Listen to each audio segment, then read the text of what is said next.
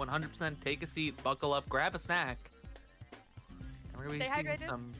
Yeah, absolutely. This is gonna be a long one. Lumpos and Noy are off to the races. Looks like Zach on. Hypnoshark's a little bit behind on the race time. It looks like.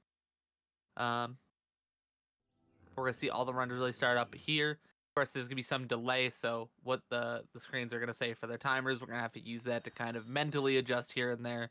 It's not all gonna line up perfectly, unfortunately, just because of, again, all the different streams feeding in the way that they are. So bear with us as we deal with that. It looks like I didn't see a cutscene crash from anyone. Oh, maybe Noyer got one. Looks Yeah, like that Noyer got looked one. like a long cutscene. Yeah. Oh, well, three out of 4 is not bad. We'll take it. For anyone who doesn't know, cutscene crashes in Spyro 3.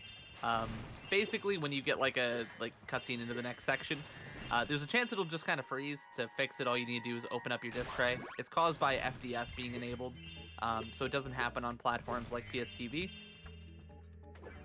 or if you just don't have it running at all. I believe all 4 of the runners, though, are currently running on PlayStation 2s. And yeah, so you want to talk about the goal of 117 at all, Becky? Like, what would you say is like the bread and butter of it? Yeah. So 117 means full completion. So we're gonna see all of the eggs, all of the gems. So it's 150 eggs to collect and 20,000 gems, which is a lot. But yeah, that's why it's gonna take a while. But we're gonna see all of the game. Yay! And for those of you who haven't seen Spyro 3 in a speedrun fashion before, it, for me personally, is my favorite. Not that personal bias necessarily matters, but I'm happy that Hypno brought me in for this race specifically because of that, right? It's very long, but there's like a lot of different moving parts, such as different characters we'll be playing as, one of which we're going to see here in just a second. Blumpo is going to be heading in to this like little Sheila area. You're like, oh, it's a closed door. We can't get into that. Ooh, spin jump. Ooh, Zach's actually going to beat him in. And by going up and around, you can actually get into the Sheila portal on that top bit. Hypno going around the long way, also a viable strat. Make it into the portal. If you do that incorrectly, you can actually get a weird texture glitch, which is in Waffle Wizard 1 Silly Task, where it kind of turns the game into like a pink and blue cotton candy mess. It's pretty funny to look at. But yeah, Sheila, do you have any feelings on the different critters, Becky? Like, do you have any preferences? From all the characters we can play, Sheila is my favorite, actually. Even though everyone's better than Agent 9, but yeah, Sheila's my favorite. Even though it's very simple. Yeah, I mean, listen, I think that's what they nailed really well with Sheila in particular. She doesn't feel too slow or anything like that, like Bentley, which we'll get to much later in the run. And she just kind of feels simple, clean to control, like she's not bad or anything. Compared to some of the other characters, they can be a bit more challenging. But there's little nuances that we'll see the runners do here and there to kind of optimize them out like a little bit. Notably, the main thing that Sheila has is her vertical, right? So she can get up pretty high pretty quick. And as we see her scale this tower, we're going to see them collect a little egg here. Blumpo's first one to grab it, with Zach right behind him. Yeah, also if you were wondering why the door was actually still closed, you're supposed to play the main level of the character before you can play the side missions. But yeah, there's ways around it, as you could see. And thankfully the loading zones are really big, and so they can just enter from other sides. Yep. Zachary first to exit, Blumpo's falling straight behind him, both of which heading over towards Miles. Miles' favorite egg. I meant to say my favorite egg, but Miles, you know, it's funny. It's almost a pun. Hey, Miles? Yeah, Miles. Yeah. Okay. Anyway, no, it's okay. I'm losing it here. So one thing about it is you're gonna see like that type of tech where you kind of go into a side area pretty frequently. However, the majority of the game is still played as Spyro, fortunately, because you know it's Spyro. We want to play as Spyro. Who doesn't want to play as Spyro in Spyro? Yep. Good point by Deo in chat. Yeah, skateboarding is gonna be coming up here shortly. It is in my opinion, skateboarding in this level is what makes it such a frustrating first split. It's a very easy mini game to lose quite a bit of time to. But we'll kind of see as we go through it to see where the runners shake things out here. It's hard to both collect the gems and kind of keep it optimal in terms of the getting the lizards at the same time. Like doing everything at once is your intention, and that can just be a little bit tough from time to time. Actually, skateboarding is one of the best parts of Spyro 3 in general. I think it's really fun. I just think in a speedrunning sense, it's a little bit tough. Yeah. Hi, Spyro. I would actually say out of all three of the opening splits in the trilogy, Sunny Villa takes the cake in terms of difficulty, strictly because of like skateboarding, more or less. The rest of the level, I'm not saying it's easy, but it's definitely not like anywhere near as challenging as this section to do optimally.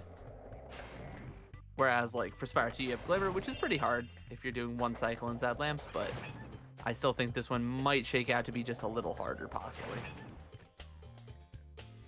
All right, Zach making nice work of these lizards. All right. Very good collection. So because you have to do these lizards twice, essentially, the first time you can actually fall off the board, the second time you can't. You're going to see them kind of go through and do kind of one half of something and then come back to do the other half later. Which makes it pretty satisfying to watch, you know, if you're remembering like, oh, well, he didn't grab this yet, and then you watch them kind of come through and grab it the second time around. It's pretty cool. All right, Zach onto the second section of it, with Noyer finishing his, and Bluntbo's heading in to finish up his first round. And it looks like Sam's actually right behind Blunt right now. Not quite in terms of timing overall because of the, you know, like I said, the discrepancy in the different streams, like kind of coming in at once at different timings. They're going to be like a little bit off of each other in terms of what their actual like on-screen timers say. But we'll be able to kind of compensate for that as we kind of exit splits to see where everyone's at perspective to each other. Yeah, that makes sense. Yep.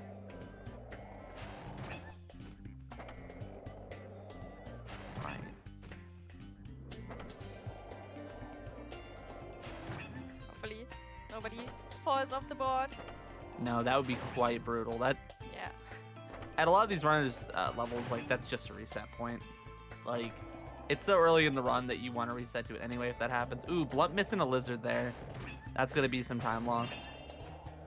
All right, got on the backswing. We're good. And it looks like Zach's gonna be the first one to exit out here. Oh, actually, excuse me. It looks like Noyer. Noyer, yeah. Oh, at a very good time as well. 7:19. Yeah, pretty much even. Yeah, 10 seconds ahead of where Zach exited at. So Noyer with an early lead. Of course, anything can happen. We're so early in the run. But out of the first split, that's got to feel good for Noyer here. I know this was one of the races he was a little bit more nervous about. He was telling me, just in general, Spyro 3 is a daunting speedrun. There's just a lot to it, right?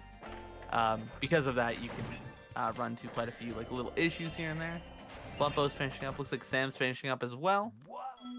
And Zachary Lawrence and Noyer are going to be starting up Cloud Spires together. Out of the first hub, what would you say is your first your favorite level? Becky, I actually really like Cloud myself. From the first homework? Mm-hmm. Or in general? First homeworld. Probably Sunny Villa. Because as I said, I really like skateboarding. Mm-hmm. And I also think the chicken that you free at the end is really cute. I always like that. So yeah, Sunny Villa is a good level. Yeah, I can agree with that. I don't know, I just kind of like the vibe in the skybox and everything of Cloud Spires, which we're in now. There's just something cool about it. And then the funny like little emoji suns that are like smiling and stuff. I don't know. It's a very quirky level. Spyro 3 is a quirky game. I can say that.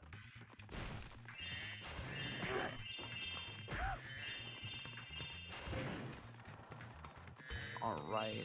Excellent job by Noyer collecting all those gems on the way through. It doesn't look quite that hard. We're gonna see if he gets the jump flame charge. Yep, very nice by Noyar. Very clean Sun Seeds. Same thing for Zachary Lawrence. Saw him just pick that up too.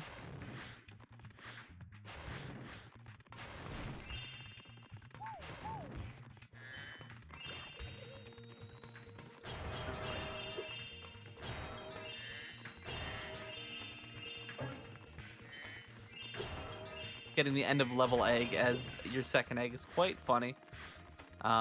However, you're gonna see things like that kind of littered throughout Spyro 3. As usually, that's the egg that you get to again at the end of the level. We just saw Zachary Lawrence collect. However, we're kind of doing it pretty early. You do it after you just do Sun Seeds, and pop on over here, and you're gonna be getting 2 more eggs up this way during this mini game.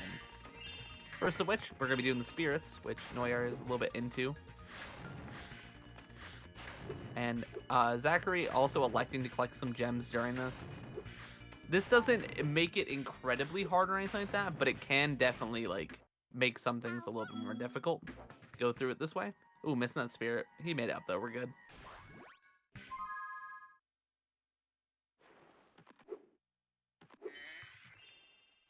Noyar picking up those gems and getting the thief. Beautiful timing by him.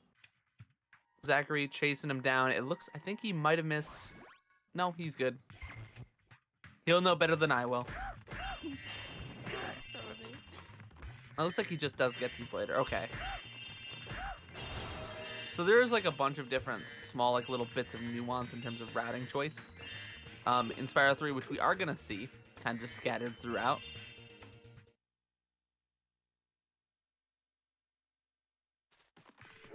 Very nice by Noyar. Another thing that they've just done as they exit, I'll talk about it when Sam comes out here, so I believe I'll be able to more accurately depict it there. But you who can. Sam is? Who's Sam? Oh, Hypnoshark. Okay. Okay. I'm so sorry. I do not know real life names. I'm so sorry. No, you're good. I do it all the time. I'll start saying Hypno the way it's a little bit easier. I'm used to calling him Sam way too much. Right, so Hypno's gonna be exiting here in a second after he collects the last few gems here in this minigame area. There is this cool little glitch that you can utilize where by pressing jump and then pausing as you're exiting an area like this, it allows Spyro to open his glide sooner. So you're seeing Sam, yep, he gets a little jump off, and you can basically glide out of it. If you don't do that jump, you can still glide, it's just you'll start gliding a lot later, which means you can't make it up there. So, just saves you quite a bit of time to be able to do that. Pretty funny, you don't even need a high jump. At least you have like one frame, you can just bring the momentum over to the next screen. Yeah, exactly. Looks like Noyar's finishing up here. Jeez. On a blitzer of a pace right now for Noyar in the early goings. He came to play. I do want to say that. Ooh, Blumpo's with an unfortunate death. I believe he might have... Yeah, it looks like he might have just like bonked or flopped off here. I believe it was probably a stutter jump. Which is... Do you know anything about the stutter jumps in Spyro 3, Becky? Are you aware of them? I explain them. Okay. I'll explain them out a bit. So basically, when they had removed the code that allows double jumping in Spyro 2, by removing that code, it also made it so when you jump off of ledges, occasionally in Spyro 3, you'll get kind of like a jump where Spyro stutters and like kind of leans down, and he can just kind of fall. It's not quite the same as like flopping off a ledge, and it most often happens during the I'm trying to think of the name of the level, Icy Peak jump. That's done in 3 any. I see. Is that the reason why I'm so bad at this jump? It's tough. Listen, it's a hard jump to begin with, but the stutter jump does make it that much more difficult.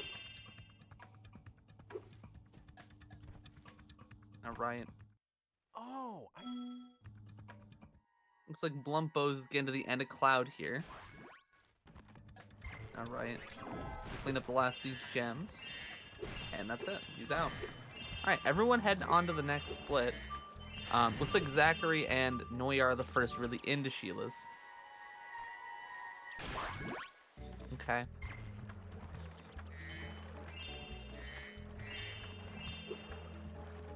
Alright, so as mentioned before, each of the different critters in the homeworlds will have their own like individual level.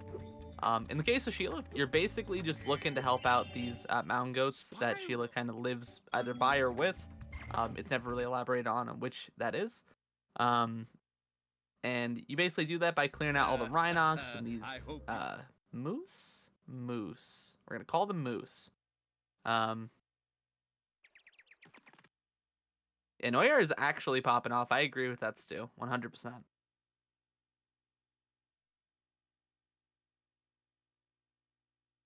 But yeah, pretty much every single one of the different critters will have like some form of like opposition from like the sorceress that's kind of like causing them to be in some state of peril. And you know, when Spyro comes through to free the individual critters from money bags, or you know, in the case of the speedrun, most times we're actually just going to be like flying into them or swimming into them out of bounds into the portals. Once they are freed, quote unquote, you'll then be able to play the level as them and, you know, do all the things that you need to do as them to properly unlock them for the rest of the game.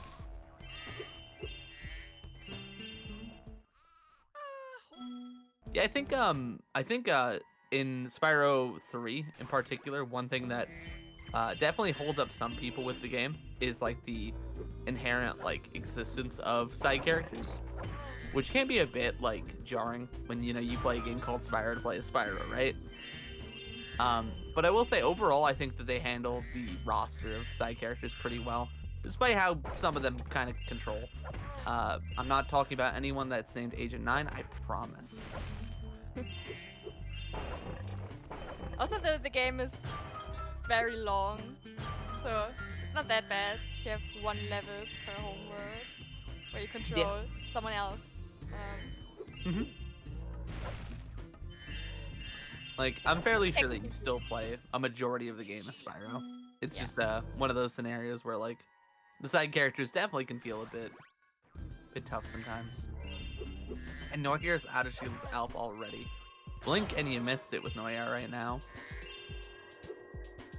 Zachary heading into the final section here. Those two reds, for some reason, I don't want to say that they're hard to get to home, but those two that he just passed by now can be a bit weirdly vexing in the way that they home, because one will oftentimes go and the other one won't. He did a good job collecting both.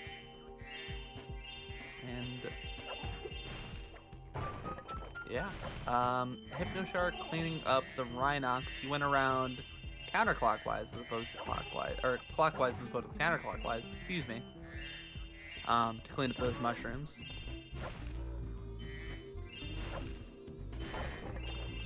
Does it matter? Not particularly. Just an interesting like, little routing difference. I personally find that most people go counterclockwise, but it doesn't, to my knowledge, it's not exactly particularly faster to go one way or the other. Although if I do have any Spyro 3 experts, feel free to correct me in chat.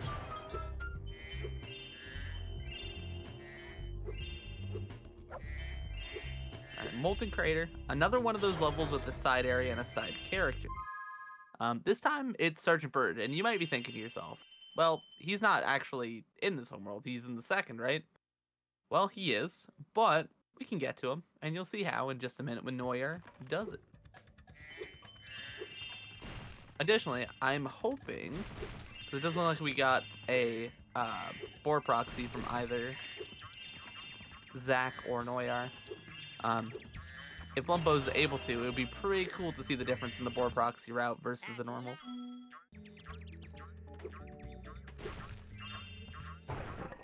You got too much chances to see at least one. Be quite cool.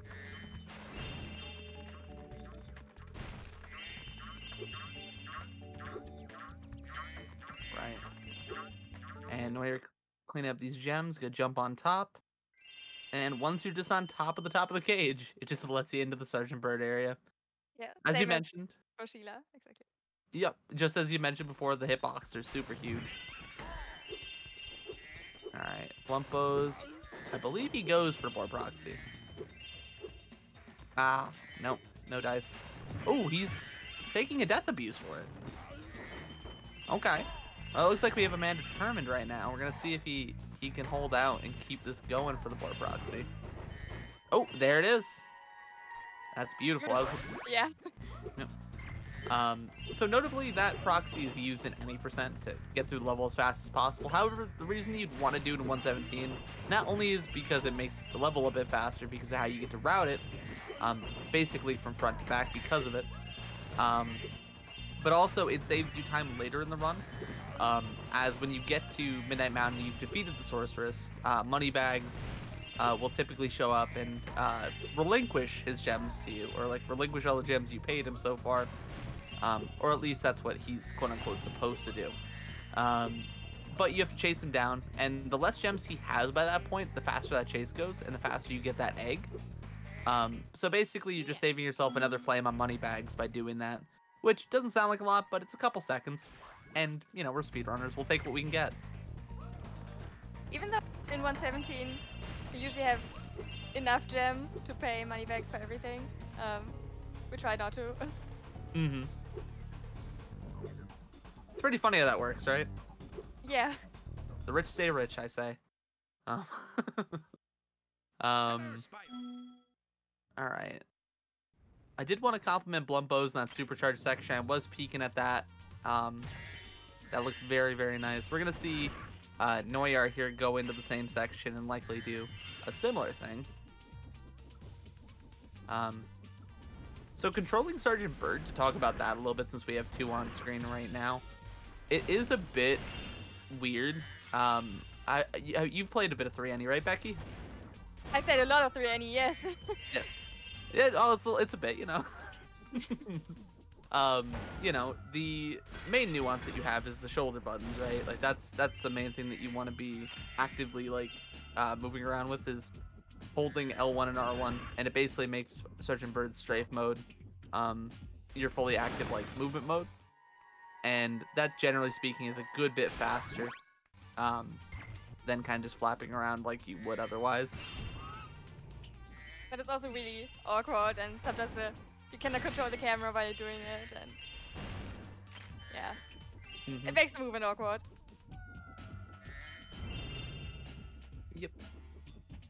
Noir with the supercharged section I mentioned before. He's doing an excellent job here. Wonderful supercharged section.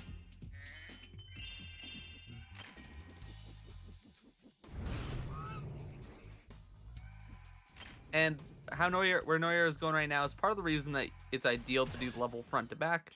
Because at some point or another, you're going to want to get that key chest. Ooh, looks like you might have missed a gem. Oh, just a 2 gem from that fella. Still very, very nice Molten Crater. First one out.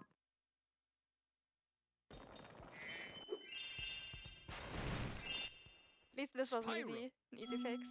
Because friendly reminder, they do not have the gem finder yet. Yeah, that's gonna be something that definitely will play a factor. I reckon in someone's run during this race. Not to wish it into existence, but unfortunately, it is just one of the parts of. It's just part of Spyro 3, you know, missing a gem. It's part of Spyro speedrunning in general, but Spyro 3 in particular, I think might have the highest rate of missing a gem. Missing a gem and not knowing where.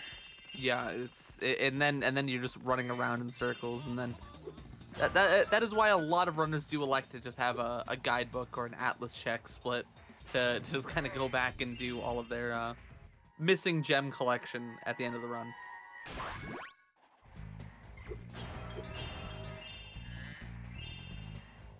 Now, Noyer in the first speedway of the run. So, basically what these are, if you're more of a Crash player, these are kind of a time trial based thing. Specifically, what they're in right now, the time attacks, where the intention is to get all of the different enemies, collect all the gems from the enemies, slash, you know, in this case, dandelions there. Or basically just clear all the obstacles is a good way to phrase it, I guess. Within the time limit, which you can see at the top right. Noyer clearing it with ease. Zachary Lawrence going through as well. while Sam is cleaning up the gems over in Molten. Very nice. Didn't miss a gem throughout the level. Blumpo's also finishing up the level. As we see them both finishing up, we catch Noyar heading over to Hunter here. Hunter, of course, is kind of one of Spyro's boys, one of your friends, and also one of the characters you get to play as in this game. You only have these like little side area egg sections that you do with him. This one you pilot a plane and are looking to take down UFOs. And as you take down all of them, you do receive an egg for completing this. And we'll see one of these in each of the speedways. And that's kind of on a secret mission to defeat the evil sheep, trying to abduct him or someone else. I'm not even sure. They're really funny. Yeah, I mean they're actually they are literally the antagonists in every single one, aren't they? They're always in they're always in flying saucers, aren't they? Too actually. Now I'm thinking about it.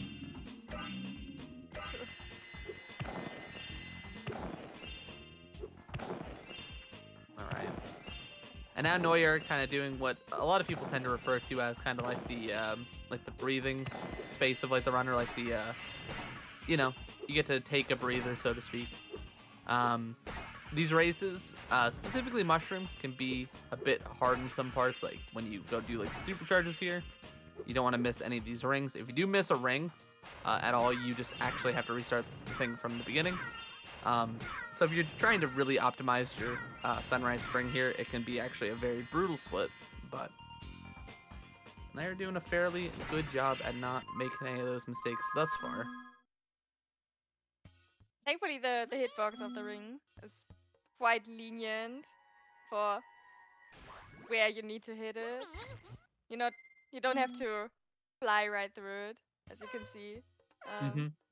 Sometimes they're just really far away still, and it still counts.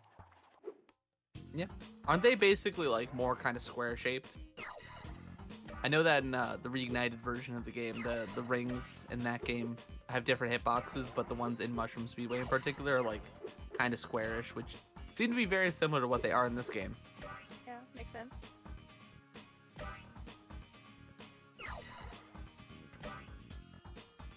Alright, Noyar clean up the last lap here.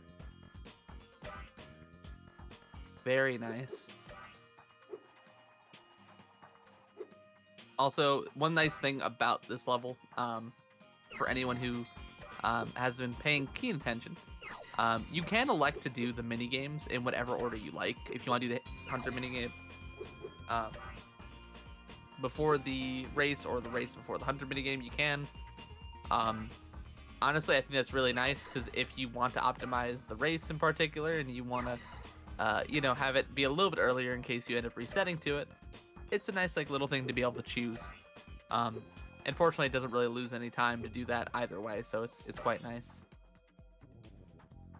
Otter, so he unfortunately had to restart the race. He was halfway through. Was that Blumbo's you said? Yeah. Oh. Tough start for Blunt right now. He's had a couple of blunders, but I reckon if there's any runner that can weather the storm and kind of continue it out, it's him. One of the most talented runners I've quite genuinely seen, like, in terms of just, like, kind of buckling down and, like, continuing the run and keeping a level head with it. As we mentioned before the race started, from all the 4 runners we can see on the screen, he's the one with the best time on the leaderboard. Yep. And overall, like, I think that, a lot of that comes down to the fact that he is willing to kind of, like, grind things to, like, this unbelievable level. It's what he's doing with 120 right now. It's what he did with Spyro 2, just in general. So, like I said, I think that comes from a place of, like, having a really good head on your shoulders with this hobby and, like, knowing how to grind and how to kind of keep yourself going. Even though it can be quite brutal sometimes. Zachary and Noyar over in Seashell Shore, of course. Starting to level off. This is our first like kind of proper water level. Like we've seen like water in levels, but this is probably the. Is this the main water level? Would you say in Spyro 3? Because nothing else is coming to my mind. Yeah, there's water in Crystal, but yeah, there's more water on Seashell Shore.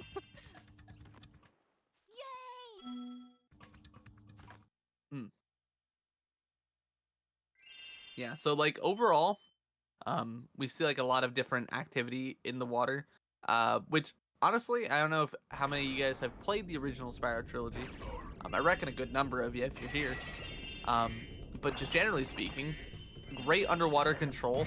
Still hard to do well on a speedrun though. That's a good point, Jamie. I would say evening length. That's a good shout. True. If you want to count this as a level.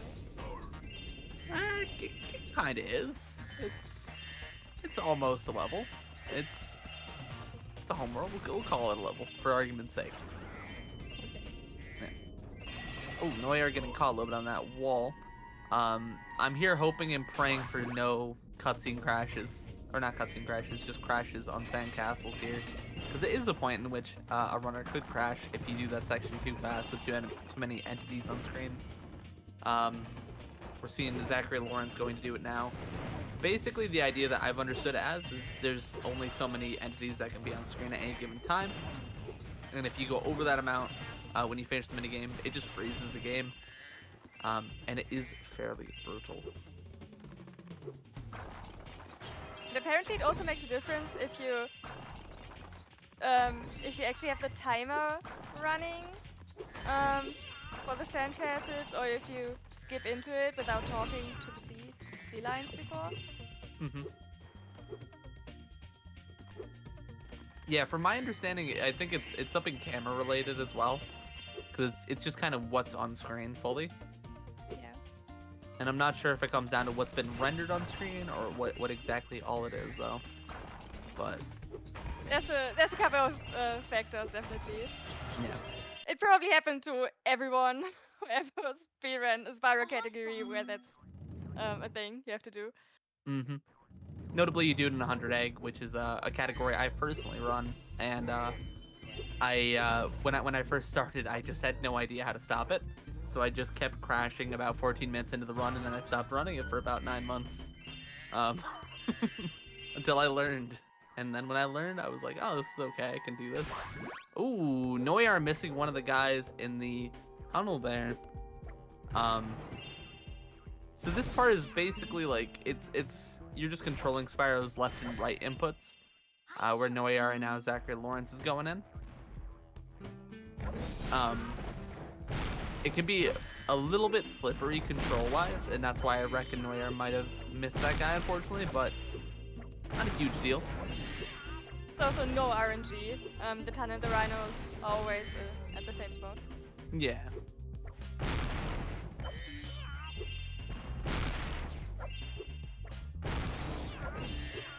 But you also have to kill all of the rhinos. We're gonna see a second water tunnel much later into the run. And then that's an easier one because you don't have to defeat the enemies in the tunnel. Also, no crashes on Sandcastle Kingdoms there. Wonderful. That's very good to see. Yeah. We love to see it. Yeah.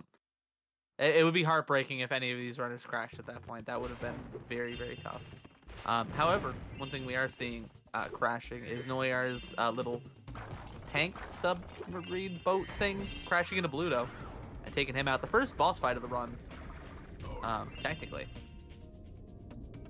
Bluto, of course, being kind of a side area boss, but still a boss nonetheless, and arguably I would say in the harder echelon of bosses to do fast. Crashed on Bluto on the fight? Because I have. I haven't gotten that, no. I believe I've heard of people getting it though. Yeah, it's really random. I still don't know why. Yeah, that one I haven't heard anything about, like in terms of like why that happens. I believe that was a fodder, Xavier.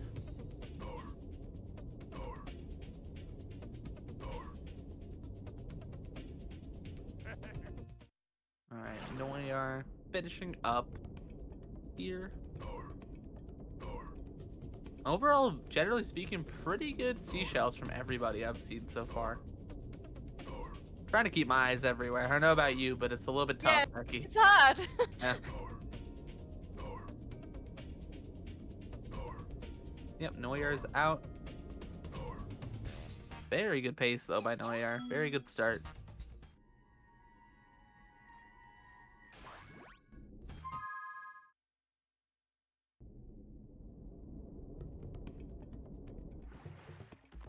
All right, Blunt and Hypno basically neck and neck right now. Blue to the right. Okay, good luck. As Noyar heads into stay the away from the sharp end. first cannon boss fight. Looks like he's getting a cutscene crash because we're Again. playing Spyro 3. The Great Equalizer, some call it. Oh, he's not coming out of the cutscene crash.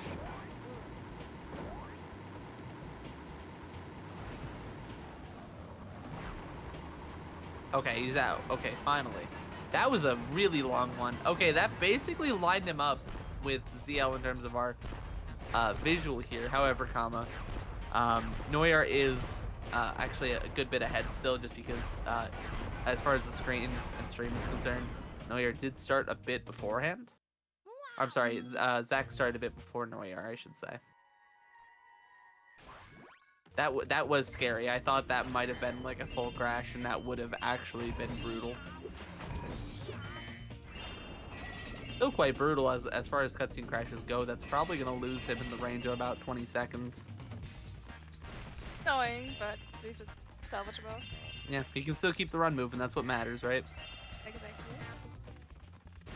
So we're seeing the first boss fight. It's Buzz, and it's the easiest boss fight actually. And that's because you can also fully manipulate him.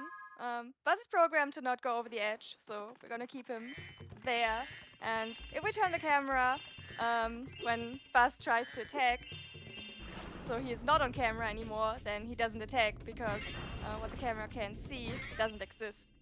And this is what you do 3 times, and Sheila does the rest for you. It's really easy. Yep. And speaking of first, we also have the first Sparks level of the run, which we're going to see them both do a little bit of a wall grind thing here. So basically by edging Sparks along the edge of the wall and holding L1 and R1 and kind of pushing your way up the wall, you can make it up and around to skip this whole tutorial section, which we're going to see throughout the entirety of the race in different parts and in different Sparks levels. As far as it goes with the Sparks levels in general, how do you personally feel about them? Because I think they are the worst part of Spyro 3. But that's just one man's opinion. I think Sparks is still better than Agent 9. Listen carefully, you. See, I think I'd rather play as him, though. I don't know. Maybe I'm insane. Chat, what do you... Are we saying Sparks is worse than Agent 9, or are we feeling like I'm the crazy one here? Because I can accept it if I'm the crazy one. Because the strafing movement you can do with Sparks, I don't know. I just think it's really fun. And fair. Sparks get more recognition. I like Sparks. He's important. I'm gonna be honest, a lot of it stems from specifically Starfish Reef, which I think is the worst level in Spyro 3. And I think because I assigned that as the worst level. Okay. Yeah, I think that's where a lot of it comes from my end.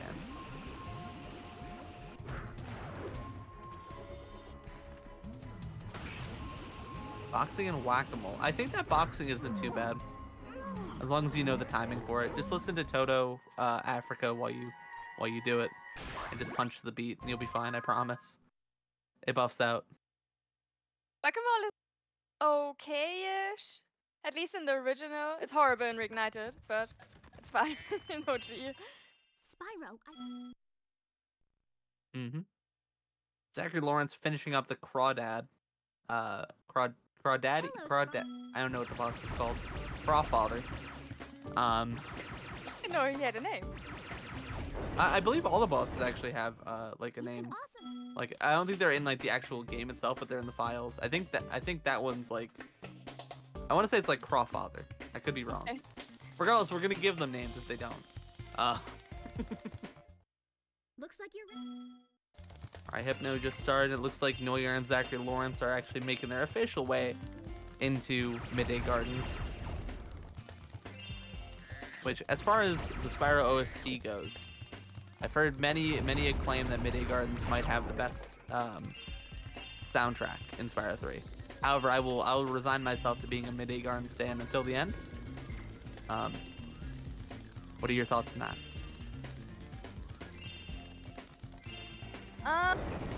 Yeah, I think I can agree. With Midday Gardens? Or Yeah. Midnight being better? Oh no, Midnight is horrible. But I'm also traumatized because I listened a lot. I Oh. listened to a lot of Midnight Mountain music while I was first practicing Helmet Proxy. You're So breaking my that's heart, my Becky. Oop, Zachary Lawrence with Waterfall. Or not Waterfall. Bridge Swim, rather. Neuer following shortly after. That is, I would say, arguably either the first or the second hardest swim in air in Spyro 3. I think Waterfall, personally, I would say is a little bit harder, but Bridge Swim is definitely pretty difficult. Really? I mean, you have to time it pretty well. Like, you have to time... Basically, you're waiting for the bobbing of the water to push Spyro up to a certain area, and then as you charge in, you're hoping to get out of bounds and kind of through. Which is pretty vexing compared to like a lot of the swimming airs in Spyro 3 here.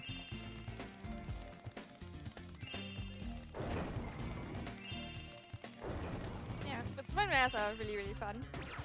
And they're super useful for everything. We do in Spyro 3. Yeah. Trying to get into areas we're not supposed to be in already. Yeah, and we're gonna see that kind of throughout the run too. Like that was, I believe, the second time we've seen a swim in air so far. We didn't really talk about it so much on the Sheila entry. But for Sergeant Bird, you really just basically need it. Like you can buy Sergeant Bird, but like, who wants to do that? Really, when you sit and think about it. One of those also going for Bridge Swim here. Might be having a bit of trouble. It looks like he's having a bit of trouble. But he can just reset it. That's the nice thing about Bridge Swim is like you lose time like when you mess it up, but it's not anywhere near as like brutal as like there we go, he got it. Very nice. As some other tricks in the run.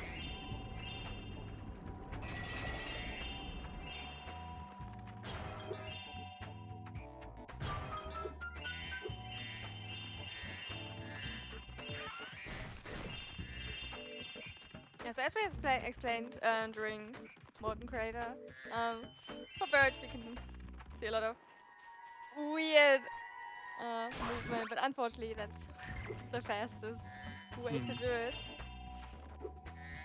And it's kind of like with the Sheila level, you're trying to escort the NPC, it's Gabrielle, to the end of the level. There's certain points you have to cross to make her follow you, but obviously since we need all of the gems from the enemies, that's gonna happen anyway.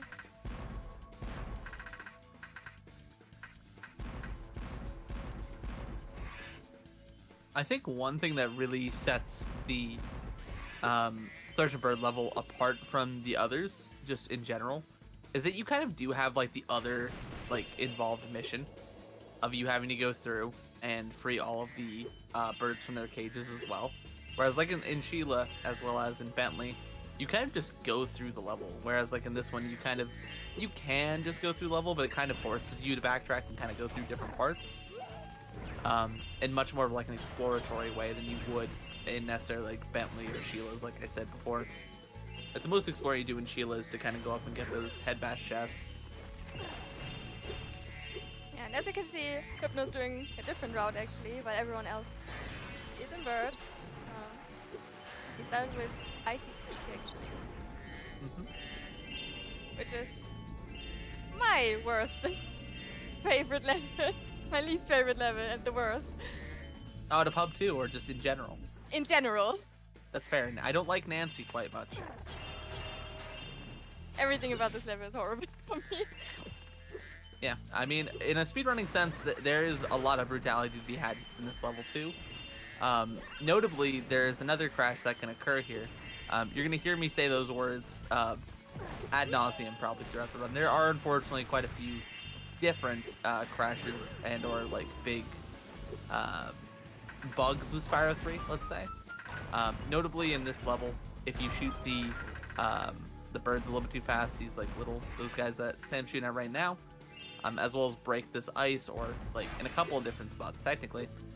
If you shoot them out of the sky or break ice too fast or do a myriad of different things, you can kind of just get a crash because, again, similarly to that of the sandcastle crash I mentioned in Seashell, there's just too many things going on for the game to really register, and as such it kind of decides, I'm just gonna freeze, you know? Yeah. Freeze because it's ICP. Oh, yeah. Alright, you know what? I'm with chat now. We need to get puns out of commentary. Every single... You said that, not me. I listen, I did give the first one, and then I'll take blame. That's my fault. Oh, another thing. We actually didn't talk about the Sparks ability, I don't think, did we? No, we didn't. Do you want to take that? The first one is just extended range for gems, right? Mm-hmm. Okay, So, yeah. Once you complete a Sparks level, right, you actually do get like a little buff to him, which is kind of cool. It's, in my opinion, the best part of doing a Sparks level is that you get a benefit out of it. In the case of Spyro, or in the case of Crawdad Farm, which is the first one that we did, you do get extended range. Now, it's not quite as extended as Spyro 2, but it is still a good bit extended, which makes, gem collection that much easier, that much faster. Step right. I always Yeah, knew the second you were a one will be the cultured sort of really important one for the run, because Mhm. that's the gem finder, where Sparks points in the direction of where you missed a gem. Mm-hmm.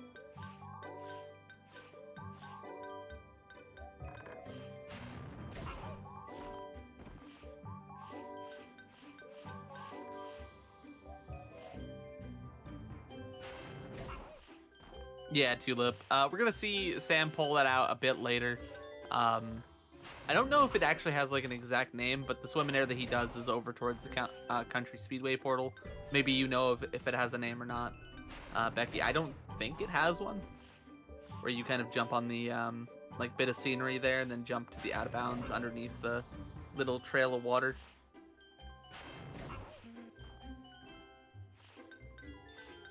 I think it's just no. No, I don't. Yeah. I think there's a name. I don't think it has one. Yeah. All right, Noyar clearing out the third boss of the run so far. That one was Sleepyhead. Actually, it does have a name. Oh, it does. It's called the Baby Strat. Whoa! Why? Derek Lander throwing in some BM commentary there. I don't know if he was audible, but he did refer to it as, in fact, the Baby Strat, which, compared to Bridge Swim, I would say that's not inaccurate. Come on, Derek. Come on, have a heart. It's Christmas, Derek.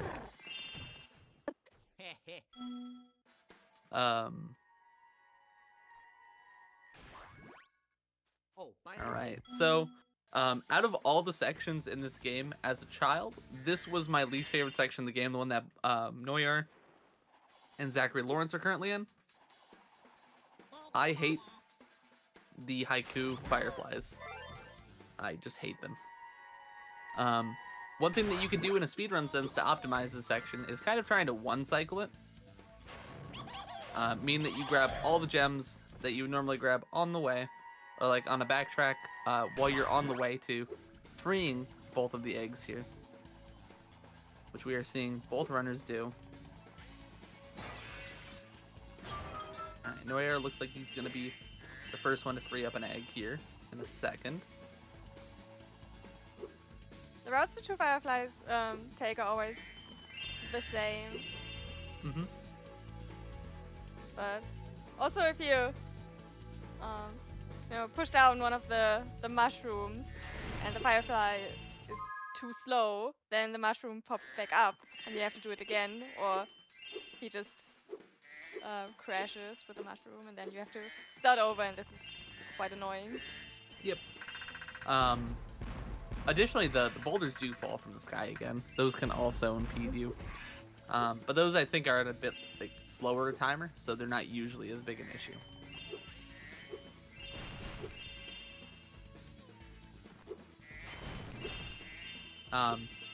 Yeah, I don't know what it was. I just suck at memorizing things, and I definitely did as a kid. Like, I just could never remember what the order of things I needed to do was. So I just always failed this mission on repeat as a kid. But we don't see Noyar doing that. It doesn't look like we're gonna see Zachary doing that either. Plus, they're getting all the gems on the way. So that's so easy. Mm-hmm. Yep, Noyar successfully did that. It looks like Zach is gonna have to go back for a couple of reds, from what I could tell there. Yep, he's gonna be heading over towards grabbing those reds. He might have also... Nope, just the one. Alright. Meanwhile, we have Sam claiming all of these different vases here, as well as collecting all the gems in here before heading on into Country Speedway. I find it really interesting he does Country Speedway and then goes into Bamboo. I'm not judging him for it, but just interesting.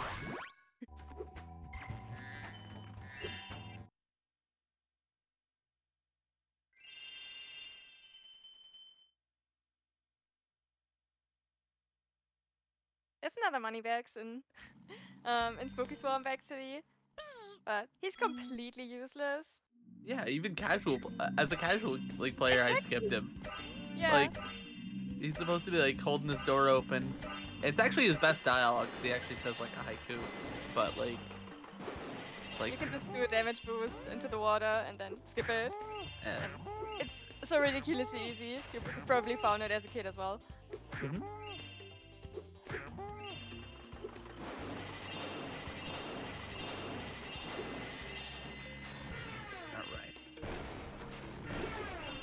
Hypno into the second speedway right now. Of course, the runs are gonna look a little bit different if you are familiar with like the more optimal 117 routing. Sam does a couple of different levels and out of order to what we're gonna see some of the other runners do. But we'll see them all kind of link back up more towards like Spike in terms of how the timing's gonna boil out.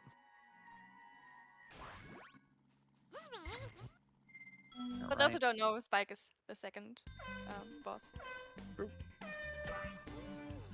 Now you're heading into Bamboo Terrace, my personal favorite level of Hub 2. Yeah, because we love cute pandas. Yeah, Who doesn't? that's honestly all it is. Like, I just love pandas. They're my favorite animal. And just yeah, as a kid I was like, this level's awesome, even though I actually hate all of the mini games.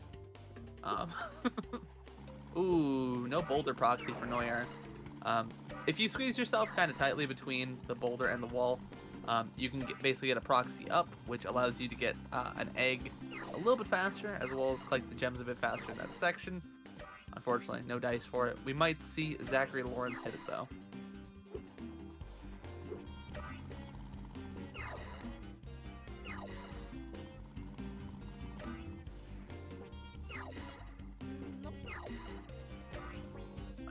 I'm not exactly sure why he did that, but we'll see him go through it. I think the pandas didn't follow him first, and then he took a step back, and then they were faster than him, and already rolled off the boulder. Yeah, well, Happens. Is what is. It's one thing I do want to compliment Noyar and Zach on so far that I'm really noticing with them. I've seen it a bit with Hypno, but their gem collection and kind of pushing Sparks' range is really good. It's something that if you play Spyro 2 and 3 enough, you'll kind of get used to Sparks having a bit longer range than Spyro 1, where while he is consistent, he has a consistently rather short range. Whereas like in Spyro 2 and 3, he kind of has a much larger range, but he's a bit slower at picking the gems up, if that makes sense. And because of that, if you run through like kind of a cluster, it can be kind of hard to trust that he got all of them. But just generally speaking, I've been watching them kind of doing different like underwater movement just now in Bamboo Terrace here, and also just a bit ago, and they've been doing a very good job at what I call trusting Sparks. Oh, it was Boulder Clip. Yeah, absent. I always forget about Boulder Clip.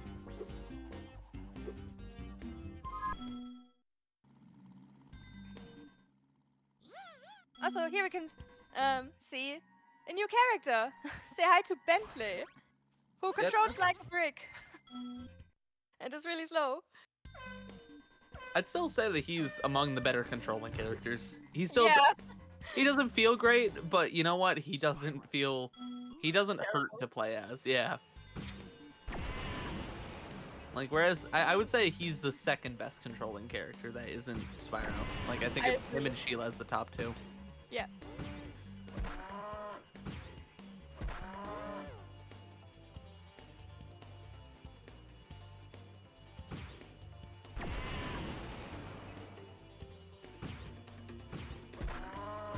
Yeah, obviously we haven't played his main level yet, but we could just swim into his side area with another swim in here.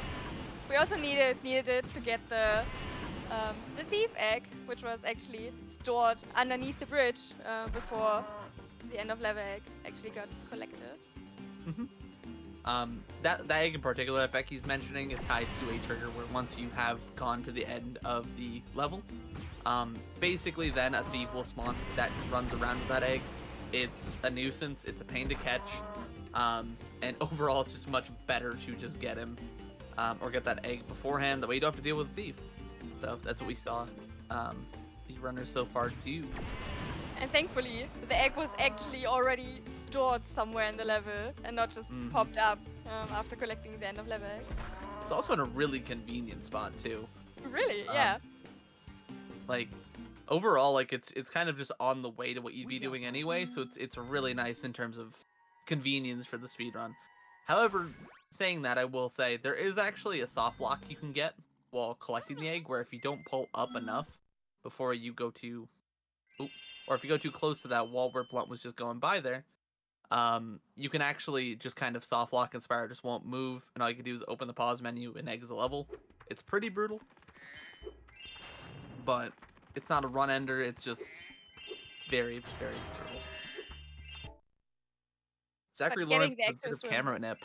Oh, so? Oh, no, you're good. But yeah, getting the swim is really, really easy. You just have to swim to the end of the waterfall pool, basically, and then you press square, and that's it.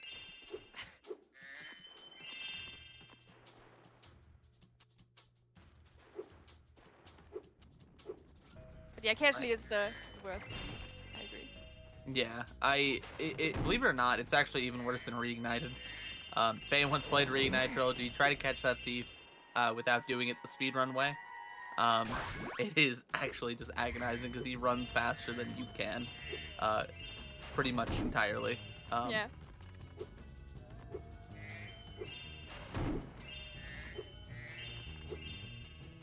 All right. Noyar going through. One interesting thing to know about the minigame that Zachary Lawrence and Noyar are in is the entities for the enemies are always loaded. So you're seeing Noyar kind of shoot at nothing right now. The entities for these guys that are falling down are like loaded and stored up there. You just can't see them until they spawn, of course. So by killing them earlier, you can basically speed up the section. Like you can see the guy on the left just didn't spawn on Noyar's for that one. It's a good way to optimize it and also make the minigame kind of easier too if you know where to aim. Not that it is super hard, but I'm not gonna lie to you and say that I didn't fail it in trying to practice this homeworld. I definitely didn't fail it at all. I would never do that.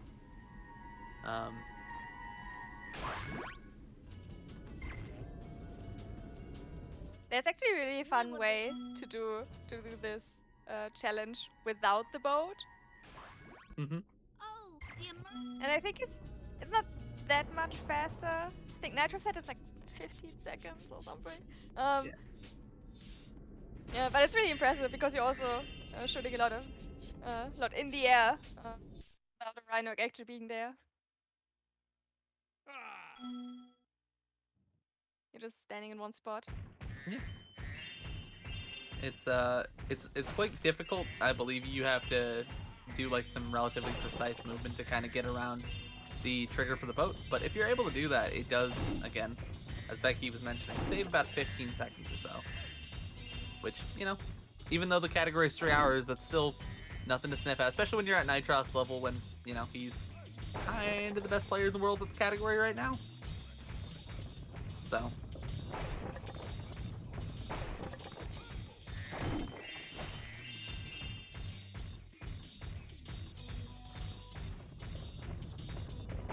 One other thing to mention that we've seen throughout this level in particular is the mystery vase, which we're going to be seeing Blunt go and get another one of here.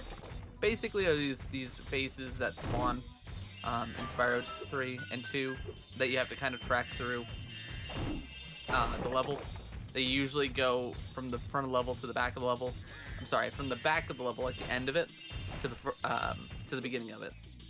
Meaning that, like, you kind of want to optimize your route to being, so you kind of would ideally backtrack anyway to get some of the gems. Which is what we're kind of seeing him do now. He's grabbing all these gems on the other side of the spawn room and heading towards this here and now.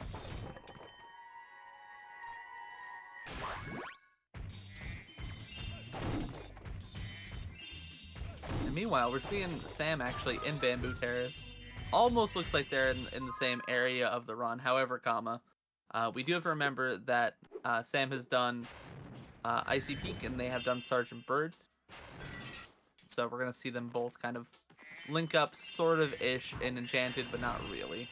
It's gonna be a bit weird until we get past Spike, I reckon, in terms of Sam and everyone else's times. Sorry, Hypno for anyone who's not familiar. Keep having to remind myself of that. I'm just too used to it. It just rolls off, you know.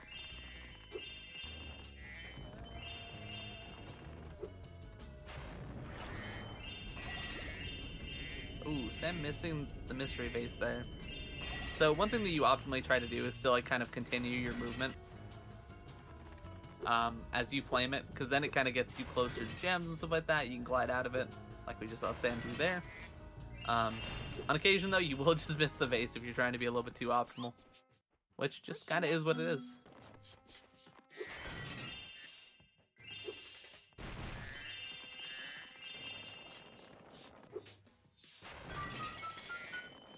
Yeah, the other three runners currently are doing country, speedway. Now you're on the next hunter mission. Just basically an auto-scroller. Mm-hmm. Yep. And it's one of those kind of times in the run where you do get that kind of moment of reprieve, that breather. Fortunately, for as long as Spyro 3 is, there aren't a lot of nice like breathers in the run, where you do get kind of a couple seconds to chill, a couple like kind of easier mini games kind of scattered throughout to kind of turn your brain off and like let yourself mentally reset, which can be very, very nice during portions of the run. Although some people will say it does break up the action a bit too much. Also comes down to your preferences in terms of what you like as a speedrun.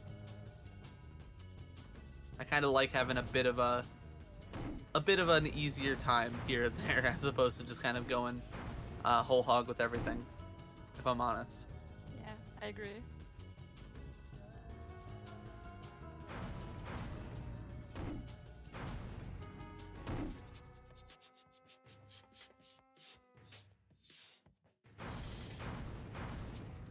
Alright, looks like everyone but Sam is in Country Speedway, but as we've mentioned before, he's already done it. Please take So I wouldn't really be surprised to see Sam not too far behind everyone else as it stands right now, just generally off of how the levels have gone for him so far. But I also am not accounting for how long it's going to take everyone to do all of the levels that we have left until we'll kind of, again, link up towards, like, Spike.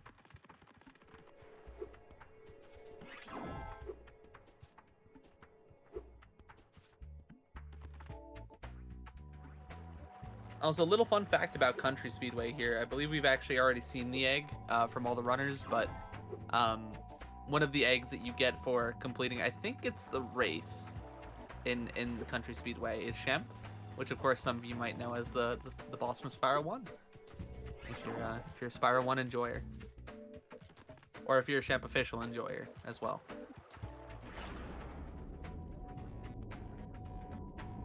Alright, Sam doing that other swimming area we mentioned before. Gonna be opening up enchanted towers here.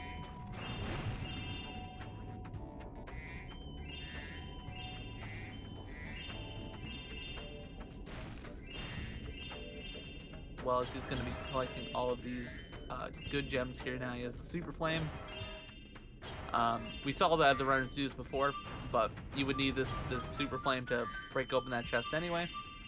So it's nice to do it while you have the swim in air. That way you can just go straight from there and into Sergeant Bird.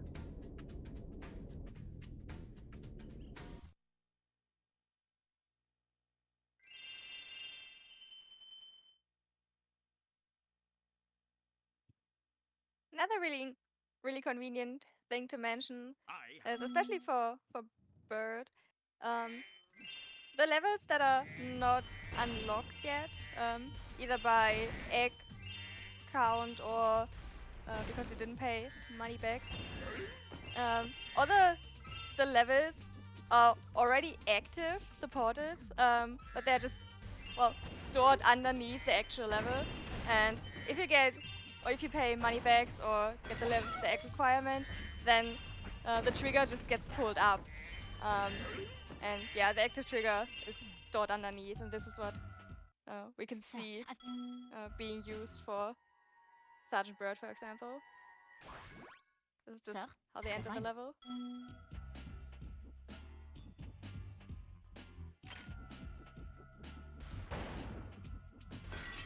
All right, so based on what I've understood, Becky, so far about your preference in Sunnyville, would it be accurate to say that your favorite level in Hub 2 here is Enchanted Towers? I think so, yeah. That's fair. It's Yeah, not a I bad one. really like the NPCs. Yeah.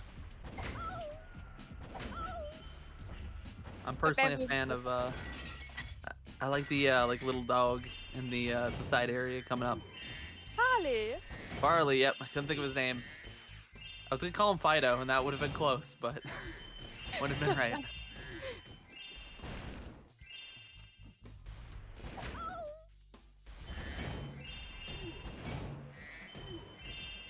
And also with Farley, we do get our second helping of skateboarding as well. Mission accomplished. Which this time we get introduced to tricks, which personally, as far as skateboarding simulators go, I think Spyro 3 Year of the Dragon actually might be better than Tony Hawk. Just being real here, being authentic. And once again, I just do want to point out the very closeness right now between Noyar and Zachary Lawrence, both on very good paces. Practically neck and neck so far. As well as I actually believe that Hypno and Blunt are actually probably not too far apart either.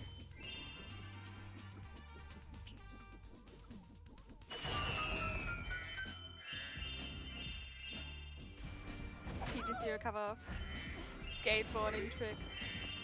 And then we get another egg from him by beating him in an actual challenge against points. I think you only need like 3,000 points to beat him. I think it's like, I think in Reignited it's 3,000, but I think in this game it's like 4,500. I could be mistaken though. We'll see where he roughly ends up. I think I was told 4,500 though. So one of the nice things about this minigame, I would say at least, is it does give you a bit of a reprieve. I know we've talked about that a couple different times. But this can oftentimes, if you're fast enough at it for higher level runners, be your one and only bathroom break during your 3-hour run, which honestly, I hope that I get to the level where I can use it as a bathroom break, because I could never run a 3-hour category without considering that. That is one of my biggest gripes with 117. Yeah, I also wanted to hop in and say I think it's 4,300. 4,300 for the point? Okay. Yeah, for some reason that number just cannot escape my head, so I assume I have to be correct, but I'm gonna watch it for you guys. If Hunter gets over 4,300, then I'm going to call it might be fraud. 4,300 like 50 or something. Like he might sneak in a quick 50. Well, no, you can't change the answer now. You've already locked in 4,300, Derek Lander. All right, That's your Jeopardy answer. We've locked you in for it. Before I was kept. that's fine. I'm confident. Hey, that's what we like to hear. Who's gonna finish first? Noi, it looks like. And as you can see, Noir doesn't need to do any more tricks. He's just gonna sit there. He could be doing anything. He could have just started a family, gone to Brother Bruno's, you know, hopped over to Domino's Pizza. Nice. Use nice camera angle. Yep. All right, so Hunter has over 4,000 points already. Oh, he might be right. Hey. Yeah. Oh, That's over 4,300. 4,300. That was Yeah, 43. yeah. Barely. 4,300. Barely. So yeah, the good news about that is Hunter will do that every time. So we're gonna see on Zio's screen or Zachary Lawrence that he gets 4,300 and I guess 11 when it cuts off. Oh boy. Can't believe But, this.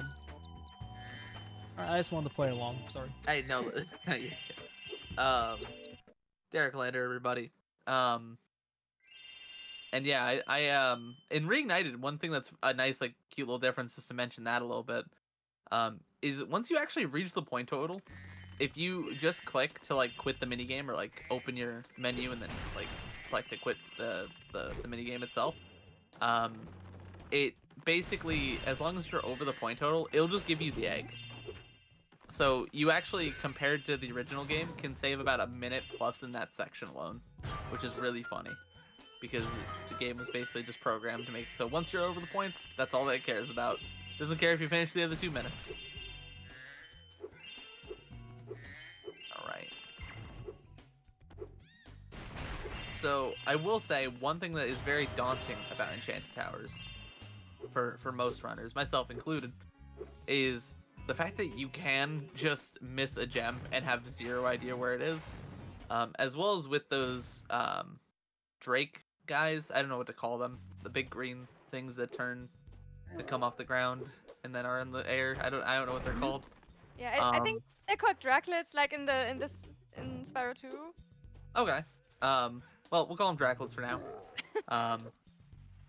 They can kind of, the best way to phrase it is the gem kind of despawns if you're not looking at them while they die, essentially, is my understanding of it.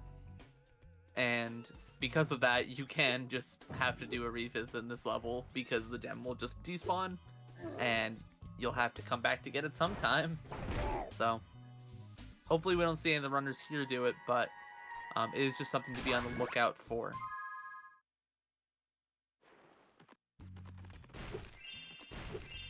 Also, you're supposed to actually escort the wolf, Farley, through this section, and he kind of helps you occasionally with the puzzle. Mm-hmm. But we don't see him much. Nope. In this, you just kind of come over here and you want to flame that button Ziel's going for now, which is a lot harder than it looks. It looks like it's fairly easy, but for some reason, if you charge and jump there, it can like just pull you out of the air more or less, so you have to do this relatively precisely. It is unironically one of the, I don't want to say the hardest tricks in the run. That's probably not inaccurate. Whereas if you did it normally, you would usually have Farley stand on the button over there, which would lift that platform for you. But Because they're showing off how difficult it actually is. Yeah, it's tough. It really is. Yeah. I've spent a good chunk of time just trying to like get it down in practice, and it's just it doesn't come easy. I'll say that much. All right, another thing here is you get a couple seconds once you're in that room before it'll auto teleport you to the guy. So as we saw with Zachary, he did the right side of that room beforehand. It was just picking up the left side of that room's gems on the way through. Just a little optimization for you.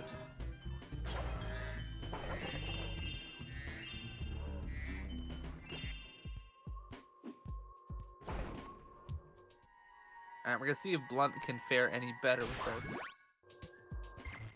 One egg. And he Nice. does. A little bit of a different strat there. Clear. From what I could tell, Blunt decided to flame and then hover. Whereas for Zachary, it looked like it was hovering then flaming. Which might not sound like it makes a difference, but at least in the case of Blunt, it looked like it did. I don't know what the exact differences are. And also doing the room the opposite way. He did the left side first, not the right.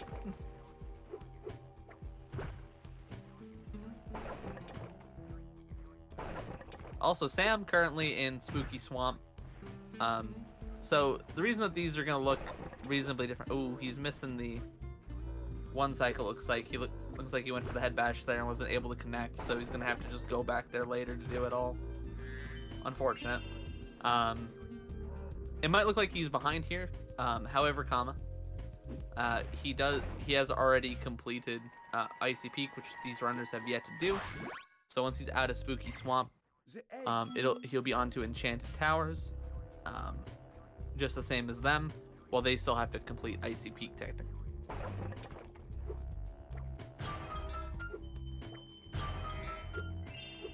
We can also see Zach and Blunt being in the next bird area and collecting the Bone Dance egg, which is one of the best eggs in Spyro 3. I will die on that take. It's not a bad one, I'll give you that. I personally, one of my favorite categories in speedrunning is Spyro 3 Reignited Bone Dance. You. Mostly because I think a flossing skeleton is rather funny. In this game, unfortunately, he does not floss, he just does disco. But we're not even going to get to see it, so it's quite a shame. Quite a shame. It was the year 2000. I think disco was more appropriate at that time. Oh, absolutely. If they were flossing in the year 2000, then we would have some time travels on our hands.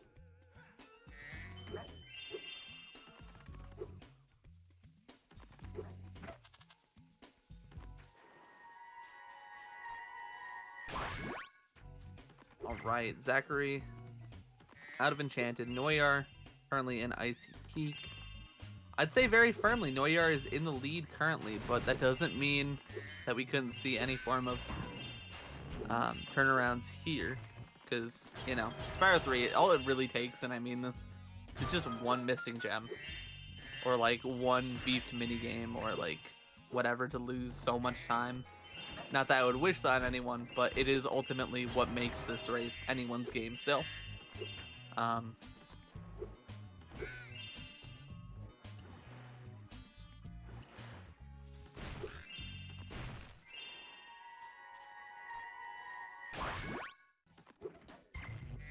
Also, if anyone here is watching any of the other runners that might be in a decent spot, feel free to chat it out if you think they're around where we're at on stream.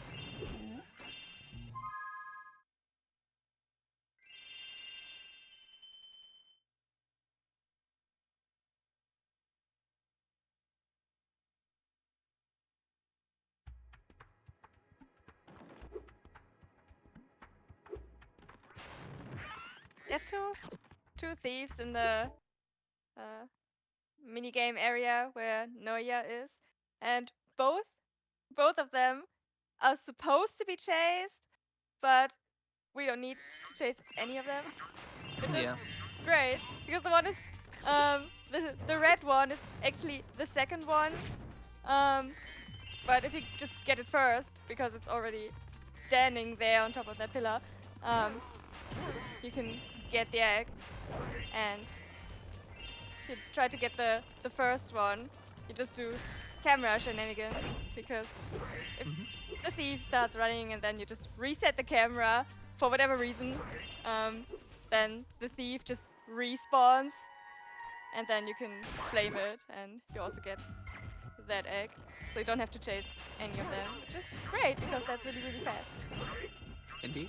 It's honestly so nice because chasing thieves in Spyro is, let's put it bluntly, Bad. not fun. it's only frustrating. If you played these games as a kid, you'll know the pain of the sounds that they make. I'm not even gonna try to imitate them. But Jesus, they are brutal when you miss them. And those ones in particular aren't actually too bad to just chase normally, but because we have a faster way to do it, we are obviously always going to go to take it. Additionally, it's also easier to just do it that way, so you know, it just boils out to be better overall. Also, I believe after each of the runners' current split that they're on, we are going to see them all link back up here relatively soon, or be close to linking back up in a similar level.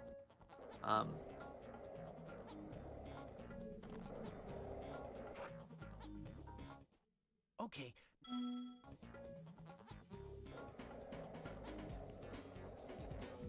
Also, Nancy the figure skater, everyone.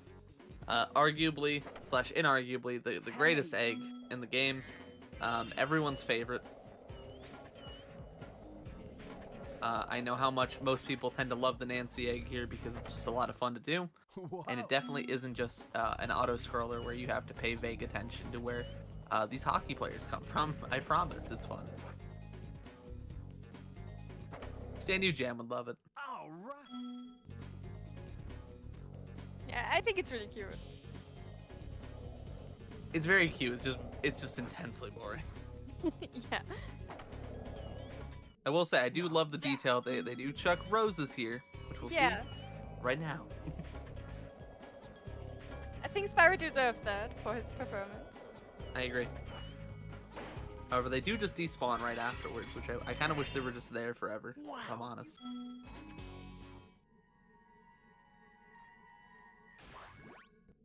I'm thinking you're...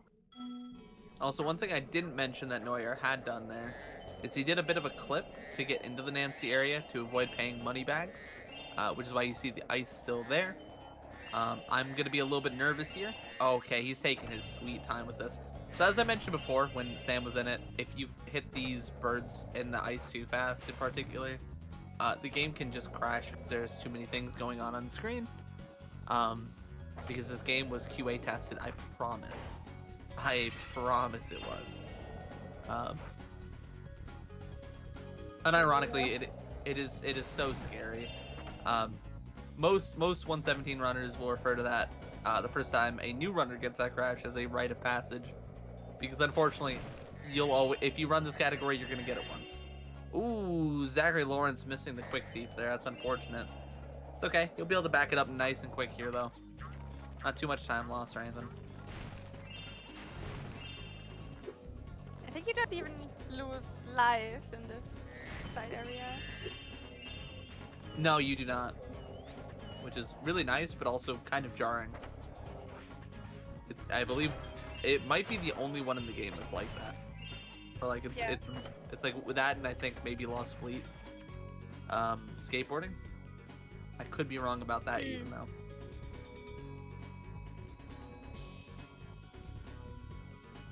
Alright, Zachary Lawrence going to be handing down these birds as well, and I believe he's going to be going to do the same clip that Neuer had done before. Yep, sure. No, he doesn't. Okay. No, he already did Nancy. What am I talking about? I forgot what we were doing. It's tough to keep up with all the runs on the screen.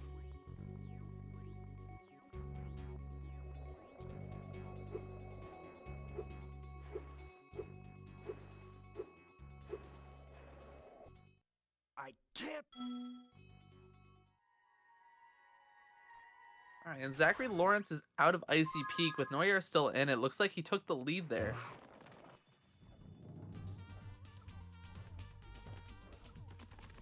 Neuer with a bit tougher a time in Icy Peak. But, again, still anyone's game. Alright, and as I say that, we're going to be seeing Zachary Lawrence head into Spike, who, notably, if you've ever seen 8%, isn't really that hard of a boss, right? In 8%. But Spyro 3 has difficulty scaling, which makes Spike on hard mode, in my opinion, the second hardest boss in the whole trilogy. I think it's Gulp and then him. I feel like that's about accurate, Becky, or I think I can agree. Spike is horrible in hard mode.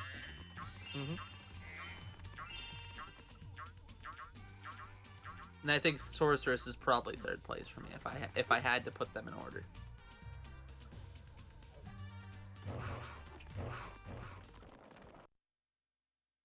Yeah, so the difference is between easy mode and hard mode. It's not only that Spike takes 3 hits per phase instead of 2. You also don't get any fodder. He's way more aggressive, and it's generally more annoying. And obviously it also takes longer. And yeah, in any percent, you're always on easy mode. What? Did Noyar had So after Spike had done the stomp, Noyar still had a rock on the field, it looked like. After he was already receiving reds. Like, he had hit him with a red once. Before the rock even, like, before the Spike jumped again to despawn it. That was actually very weird. I've never seen that. Yeah, I think if you're fast enough, you can actually get 2 in, but it doesn't happen very often. Yeah, well, it was like the... Like, he actually had, like, the rock had him broken, as it would have, is more what I'm saying. Yeah. Okay. It was rather like, that was a little bit different than what I would normally see in that scenario. I see. Hey! And Zachary Lawrence onto Spider Town, by the way. Second of the Sparks levels, in my opinion, the best one in terms of overall gameplay. I like this one quite a bit. This is the most enjoyable one, I would say. I'm ready. However, this one does have a couple of other wall grinds, which we're gonna see. Noyar following shortly behind.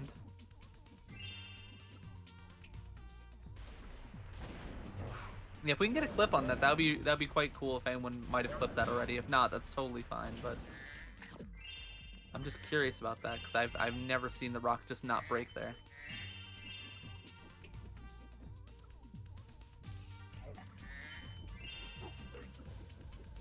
Alright, Zachary gonna clean up this room and use the spider here.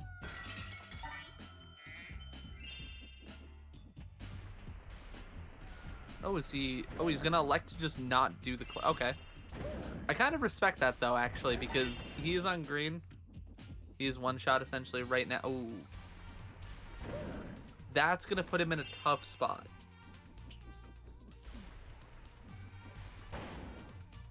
Alright, but he can still get the power up, so we're chill. He took the Zoe zap before he had received the power up or killed the spiders, so that's actually ideal for him. He can still get the full 300 back. Noyar doing the clip I was mentioning before. Successfully hitting the button. Basically, it just saves you a lot of kind of moving around throughout the section. It's very convenient to do that clip.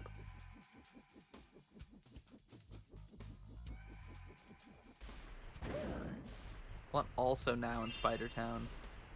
Blunt making a pretty steep comeback overall, considering how his run had started.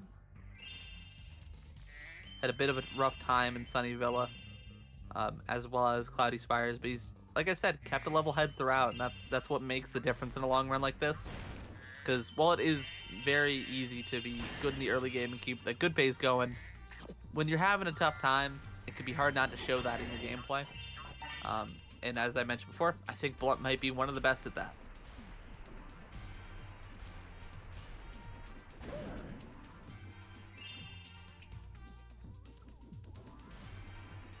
Meanwhile, Sam is looking to finish up Enchanted Towers, it looks like.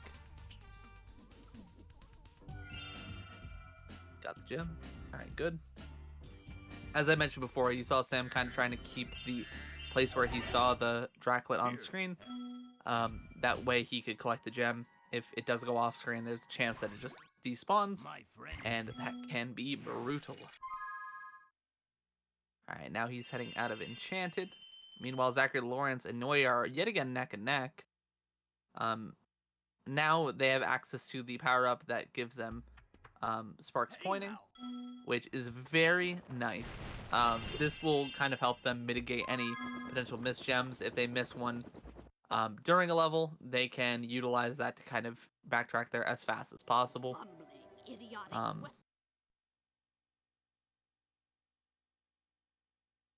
Lumpos.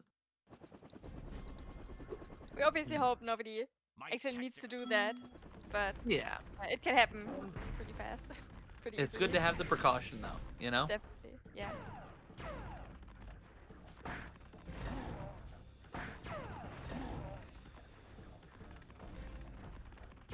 Alright, Blunt heading into the boss of Spider Town here.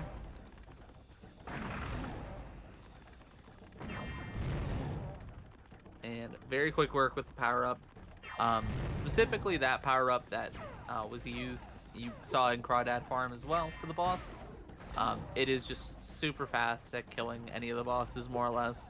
It's the ideal one to have, and hopefully for every single boss fight for all these runners, they get to utilize that, because otherwise they can take quite a bit longer, be a bit more frustrating to deal with. They all did. All of them had really, really quick spider fights.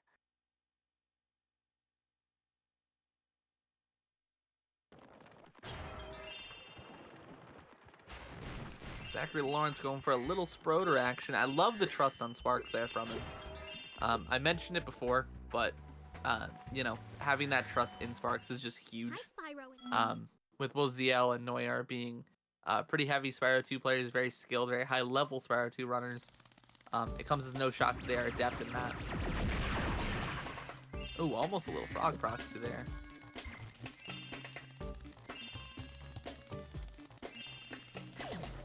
Mushroom boost gets him up, very nice. A little bit close on it, but you know, he makes it work. Going for spin jumps here. Now, spin jumps are a technique. Do you want to explain those? Sure. So, you know, correct me if I'm getting this wrong. So spin jumps are utilized to make Spyro actually go up a bit faster than if he would just jump forward. The jump would be as high. I think because of Spyro's actually the highest point is, I think, at the tail. So if you do the spin jump, you move the highest point somewhere else, and then you can reach more height. Yeah, it's super similar to that. So if you're familiar with like kind of the grinding that you can do in Spyro 2, where if you're along like a surface, you can kind of grind along it. It's the same kind of idea where when you're on that edge, more often than not, the game will just kind of lift you up onto it. And simultaneously, the side of Spyro, more specifically, is kind of where the lower point, so to speak, is, where you can kind of get up. Which makes it very, very nice to, you know, get you that extra, like, little bit of distance up, which we just saw Noir do perfectly. As well as Zach did quite a good job as well. I think Noir might have come back a couple seconds there with that section. I could have missed it, though. And especially for this section, it's really convenient, because this is actually a puzzle section, and you have to do some kind of backtracks and remove some of the seeds again, because you need to plant them somewhere else and then need more of the mushrooms and flowers. And so you only need like 2 mushrooms in total to actually get to the end. Yep.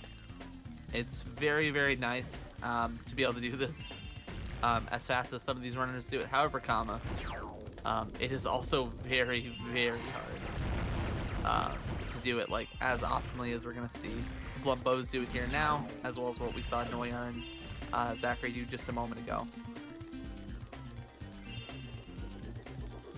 It does save quite a considerable amount of time, because I'm going to be honest, the minigame doesn't exactly work the best sometimes. Sometimes you shoot the seeds at the planter areas, and then sometimes they just decide not to go in, amongst other things.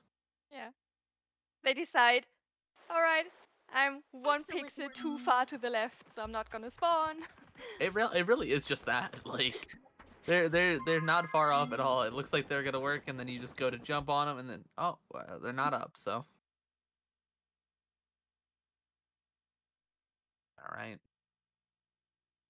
Sam gonna be joining the rest in Evening Lake here. However, is electing to do Honey Speedway first. You do want to do Honey Speedway in the first 2 splits here. Listen to me, Drag.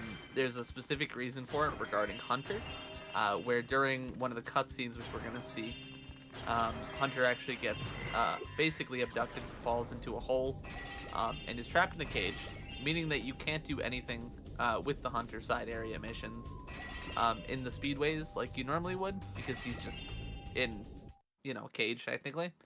So that's why you want to do Honey Speedway before kind of continuing through the hub as you would otherwise. It just kind of saves you time overall on the backtracks and stuff. So.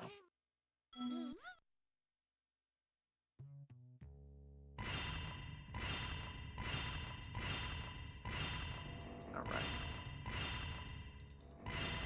I also dare say Honey Speedway has the best track of all the speedways in this game. It's either that or Harbor Speedway, but I am open to suggestion from others who say that others are a bit better. But Honey Speedway is, for me, the best.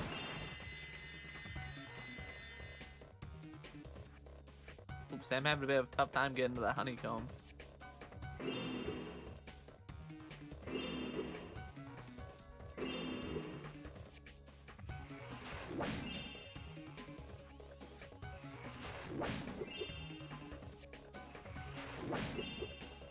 Alright, so one thing I do want to point out about this vase here. So you're gonna see ZL kind of go towards the edge of the platform there. You can hit it from further away and stuff like that. The reason you want to be closer is because if you are further away, basically you can break the vase, but the game doesn't register that it's broken. And while it will show up to the next location, you can get to the end and the vase will basically just not break. Like it'll break, but you won't get the gems as if you normally would. And it's a very jarring and vexing thing, which is tied to Spyro's position perspective to the vase. So we mitigate that again by going closer to the edge than you technically need to, so that it doesn't give you that error and glitch.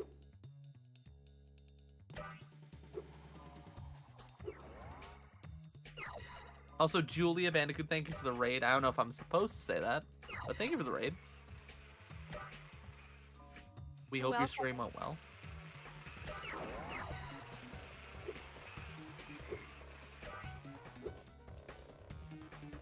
All right, we're about halfway in here, Becky. How are you feeling about the runners? Like, who are you kind of eyeing up right now? Who are you thinking has a pretty good shot at taking this whole thing?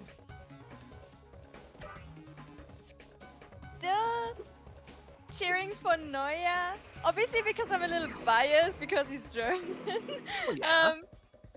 But yeah, he's also a really good start, and I'm cheering on him.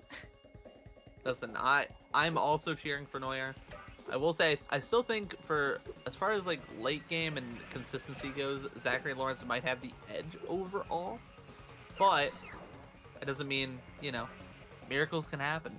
And not necessarily miracles. I mean, Neuer is playing together at a great pace right now. And I have a lot of confidence that he can kind of keep this trend going. Actually, is Neuer on PB pace? I can't make out the digits that well on my end here. My feed. Actually, no, it's a plus. I couldn't read it. That's my bad. It's green, but I think it's actually a plus, yeah. Yeah. I know he labels the splits a bit different, so it's hard to tell sometimes.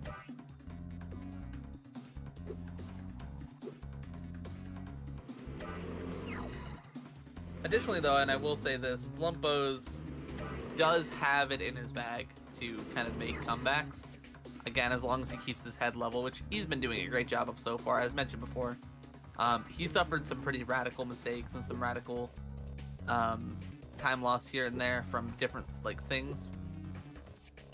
Also, very nice job shooting that vase. He did. Doing that turn strat can be a bit chancy from time to time. Again, you want to be close to the edge, as mentioned before. But he did a pretty good job at doing both that and hitting the other vase at the same time. But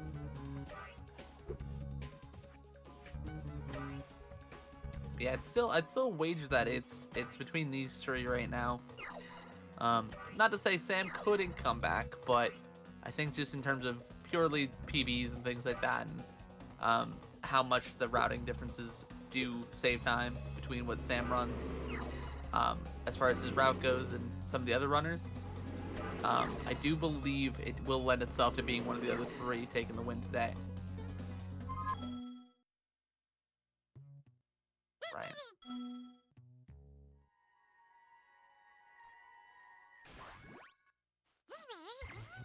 So this is a boat mini game. It's pretty awesome. Definitely non-auto scrolling. I promise it's really fun and enjoyable. Yeah. Honestly, it took me forever to figure out if I actually have to avoid the logs and the stones, or if I have to break them. Like you're on your first playthrough. Yeah. Like, Fair. what am I supposed to do here? Like, what? Yeah, they don't really explain it that well, do they? Yeah. So it's They like, just say am I go. trying to clean up the river or not? Then you just have a flying saucer behind you for some reason. Yeah. Hunter's just trying to go fishing, man. He's just trying to vibe out here. And then suddenly, this flying saucer decides it needs to crash, seemingly. And then you get an egg from it. It's a very jarring minigame now I think about it. There isn't a lot that makes sense, if I'm honest.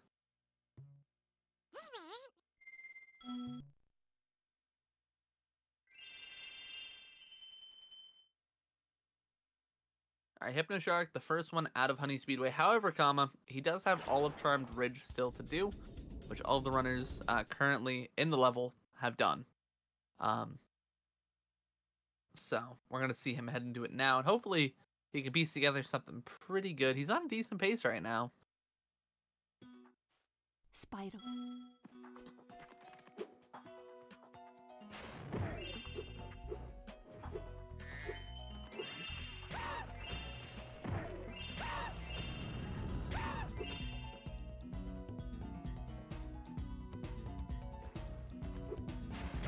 Meanwhile, everyone else is doing the race against the bees. I think it's a pretty long one.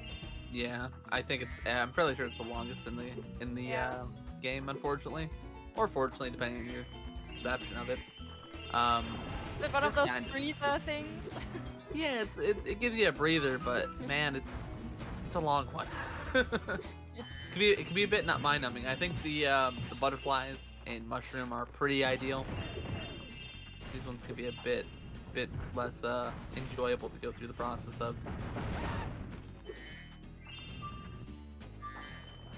Do you by chance know if Noyer did the hunt minigame yet? I think he did. According to Alright, well, we'll see here in a minute. If he has, it looks like him and Zachary once again are going to be very close to each other. However, if he hasn't, make them do anything. it would appear that he's going to be a bit behind even, which could lead to some interesting, lead trading here as we head into the third homeworld. Well, I say head into the rest of the third homeworld. It's crazy how this first hour and 45 minutes basically has passed us by. Ooh, a little bit of a bonk there from Noi. Ideal, but not too big.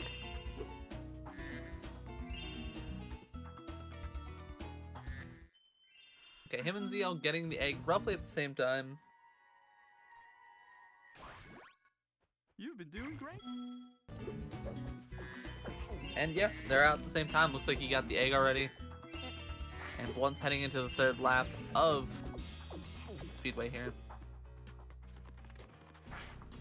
Another thing just to continue noting is that regardless of what's actually on screen right now, Noyer has about 10 seconds on his timer advantage-wise against Zachary. So currently Zachary is still trailing in terms of the overall time.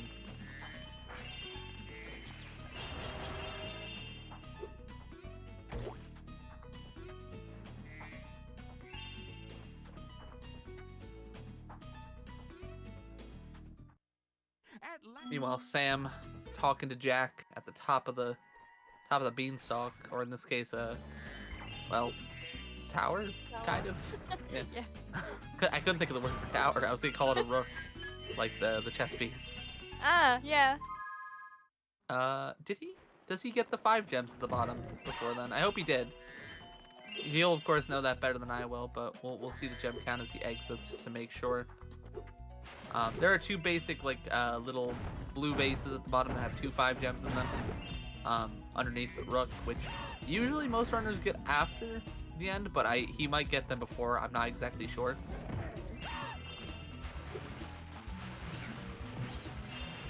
Oh, also, I forgot to ask you, Becky, what's your favorite level for this homeworld? For me, Frozen Altars. ooh. But also but Charmed Ridge is really close. Yeah, I actually think this this homeworld has the best overall like levels. I would say just in general, has a very good roster of them. For me, it's actually Fireworks Factory. Really? Yeah, as a kid, I loved like ninjas. Ah. Like the idea, like for Halloween I dressed up as one when I was like little, and I asked my parents to get me one just like the Rhinox in this level. So, Aw. or not in this level, in Fireworks. So it's one of those things where it's like, there's a bunch of layers to it. That and Dueling Dragons, or the Twin Dragons boss fight, I think is to this day one of the coolest boss fights in video games. At least in And video one games of the that I most played. annoying ones. Yeah, I'll give you that. I just think it's quite cool. I think the aesthetic of it's very nice looking. Yeah. We get into that later. Mhm. We're currently not in Fireworks. Yep. Yeah, so this is Lost Fleet. We're escorting Crazy Ed to the end of the level because he's looking for a treasure, and turns out it's just an egg, so we get it, and that's the end of level egg. There's another skateboarding section in this level. Yep. But And we get unfortunately, it's not that cool. what? That's really cool. The ILs for this, in particular, I actually think are really sick. Where you can kind of grind up the walls here, which we're gonna likely see ZL do a bit of. I reckon him and Noy are more than likely gonna do some of that as well as Blunt. I personally really prefer the racing sections for skateboarding. I don't know if that's controversial, but I think it's quite fun to do the racing sections. This in SBR, I actually would have loved if they made like a full game of just Spyro skateboarding. Which I know is probably one of the hottest takes of the century. But imagine like Spyro Team Race. Oh, he tried to give us one of those like little wall grinds up the wall, but unfortunately with the bonk there for Zach. Spyro Team Racing with skateboards would have gone crazy in my opinion.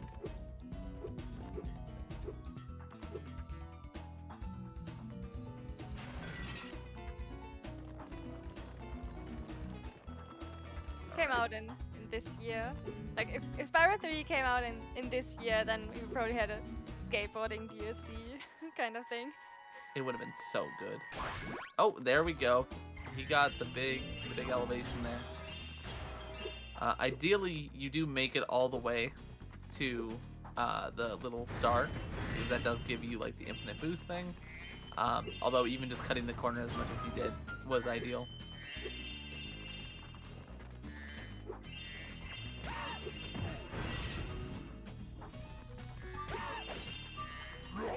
Did Blunt potentially miss a one of the rings during Honey? It looks like that might have happened. I didn't see it. I didn't catch it either. When we were last looking at, when I last peeked at him, he was on the last lap. Well, regardless, we move on. If he did, that is again a brutal time loss, specifically in that race because it is the longest one. But hopefully he just didn't. Hopefully it was something else.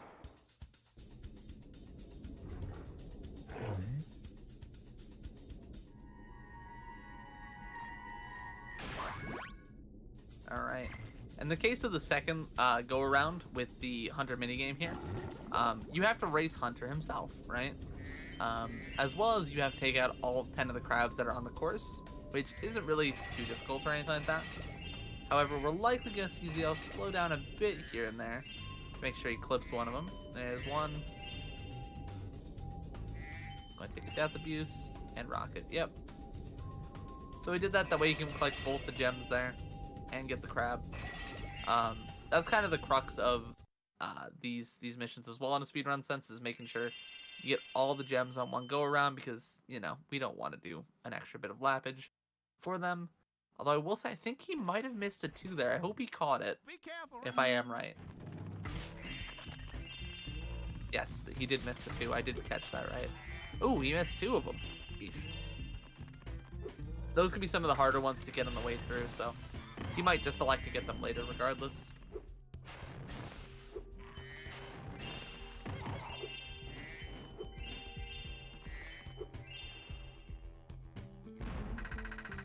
Now we are also finishing up skateboarding here.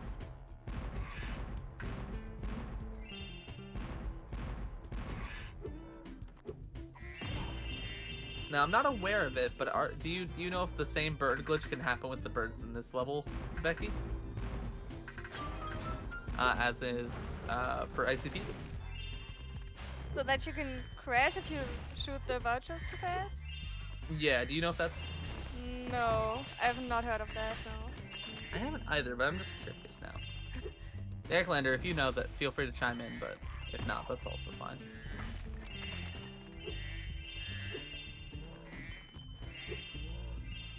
Alright, also Blumpo's on subs, which I would say inarguably in Spyro 3 original is just not a great egg. I feel like I've said that about a lot of eggs. Maybe I don't like Spyro 3 as much as I've let on. How dare you? I know, I can't believe it. Do you know if you can crash on the vultures in Lost Fleet similar to how you can in ICP? I've never seen someone crash on the vultures in Lost Fleet, Yeah. so I would say no, but then Anything's someone's gonna pull up possible. some clip. It's But as Spyro far as I'm aware, no. You Yeah, that's can what you I can thought. crash on the pause menu, you know. Yeah, you can crash on anything in this game, but the vultures, surprisingly enough, have not seen it yet, so. Right. Zachary Lawrence can make his way into subs. Blumpo's electing to do both of them at the beginning of his route. He's also struggling pretty hard to find this last one. There he goes. It's weird. The subs can kind of get stuck in the different caves or in different areas, or just be off screen and you can't find them for a while. So it makes them such a brutal egg to kind of deal with. Is like there's a lot of variance, despite their pathing roughly being the same for each and every sub.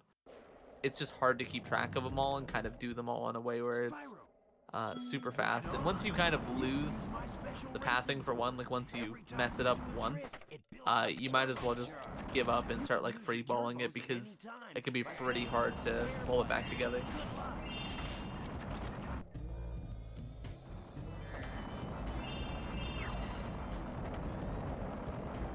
I definitely struggled with the subs every time I played the game.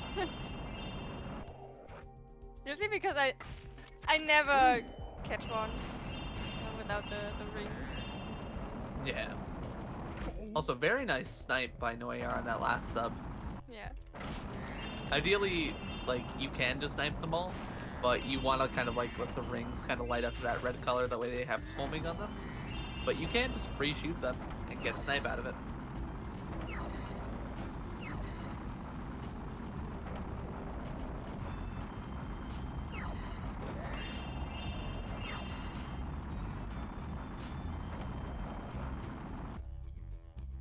It's definitely one of those mini games where it once you start like kind of having errors in it, it's really good to just remember to refocus and like just kind of do things as fast as you can, but not like get too annoyed, because it's such a, it's not random, it's not the correct word, but it feels random. Because all of the subs do have set path. It's just a matter of like actually being able to like do anything with that information. because of how the game actually operates. There's like a lot of stuff with like the camera that affects like the subs actually moving or not, which can be very, very difficult to deal with and mitigate in a run sense.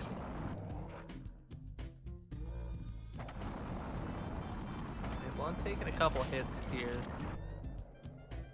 Going through this section. Looks like he's going to be perfectly fine to make it all the way back up.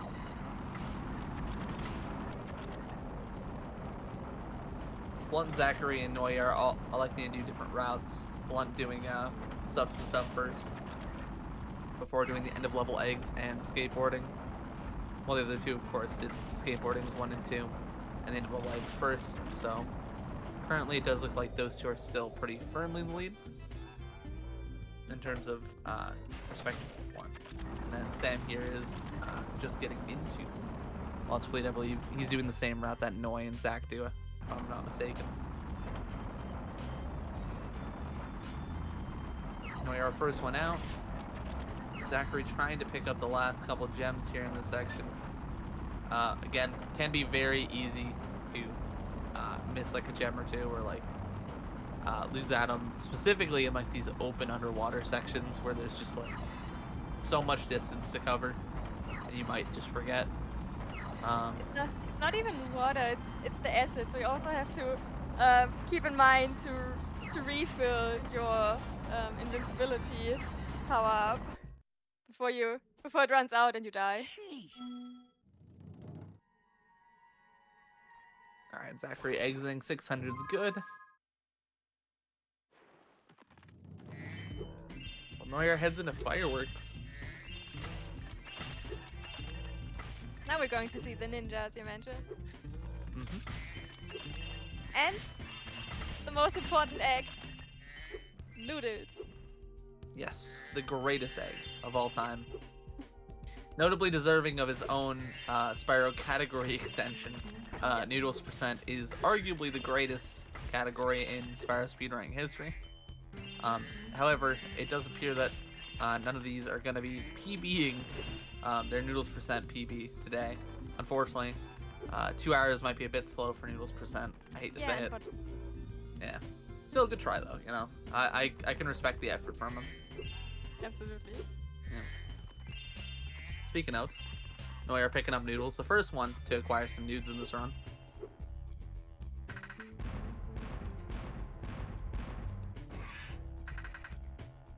And yeah, it did appear that subs for that level in particular was a really big difference maker for Zachary, who was in the lead heading into Lost Fleet.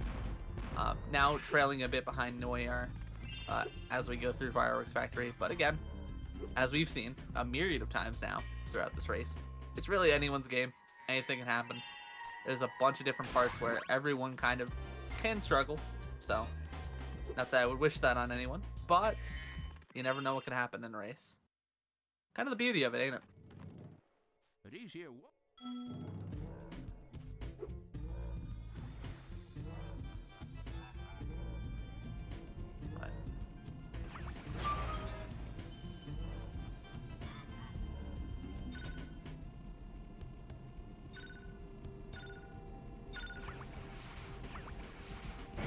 Also, what's your opinion on Handel and Greta? I think they're the worst things in the entire Spyro series. Okay. I have no other opinions. They're not. I say that mainly because of Reignited. Their models in Reignited are horrible. In this game, they're not bad. I think Handel is relatively useless, as he just gets tied up and does practically nothing meaningful. But Greta actually helps you, you know. Yeah. I don't really like that they speak uwu. I'm not gonna lie. I don't really love that, but you know, it is what it is. But yeah, the Reignited models are terrifying. Yeah, they were popular enough to bring them back from Spyro 2 into Spyro 3. Yeah. I actually can't remember. Was Greta just the Greta was just the talisman in 14 Talisman?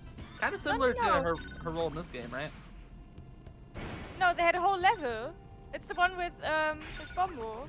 Yeah. But Handle like did the Bombo minigame, and then Greta just gave you the end of level talisman, if I'm not mistaken.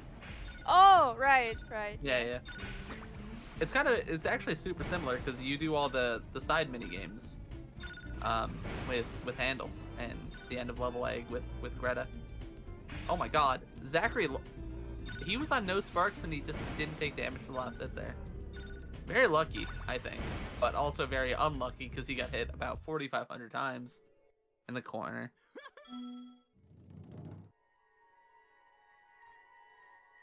Also, having no sparks is a problem when you want to collect gems, because then Sparks cannot collect gems when he's not there, and then you have to actually walk right through the gem to collect it.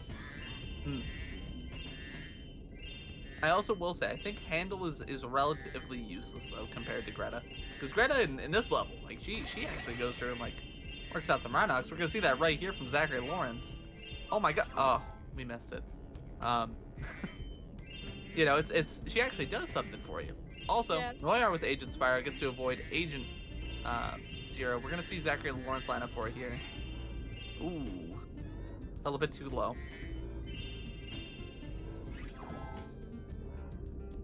All right, Zachary Lawrence, and he gets Agent Spyro. Oh, I didn't know you could. What? Okay. Doesn't even go for the Sproder. So there's an optional Sproder there at the start of Agent Spyro where you can Sproder along the wall on the left. To make it so you don't go into this first person camera if you so choose to. It only works for the first half. As you can see, Noyar now playing with the camera on. But it's very nice for the sake of like kind of making the minigame a little bit easier. Even still. Of course, this is a section you're typically meant to play with Agent Zero, which you will see in the bottom here. But yeah. Agent who? Oh, sorry, Agent 9. Is Agent Zero the one from Spyro 2?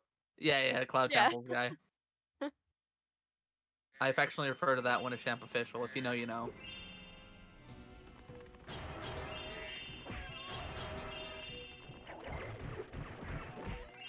All right. So one really nice thing about playing a Spyro in this section, outside of the obvious, right, is these boxes are so much faster at breaking than you having to shoot it 3 times to Agent Zero, the Agent 9.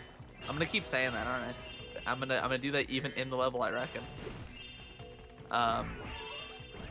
As well as just the fact that, generally speaking, you get to move so much faster than you would as Agent 9. And overall, it just makes the minigame a breeze comparatively to how it is normally. Even if you get the cheat gun, it's not a fun mission to do.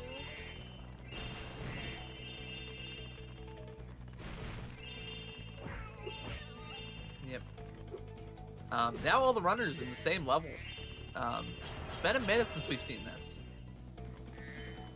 Partially that lends itself to the fact that Fireworks Factory is a bit longer of a level, so typically you'd see more link ups, but it's just nice to see it this late into the game. Does Sam typically do Agent 9? Because I could have sworn he did Agent Spyro. I keep wanting to say Agent Zero in some aspect or another. I don't know why.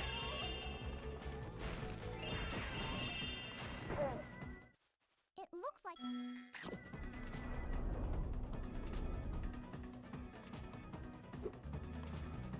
Noyar has cleaned up the twin dragons and is now just picking up all the gems that he's missed on the way through.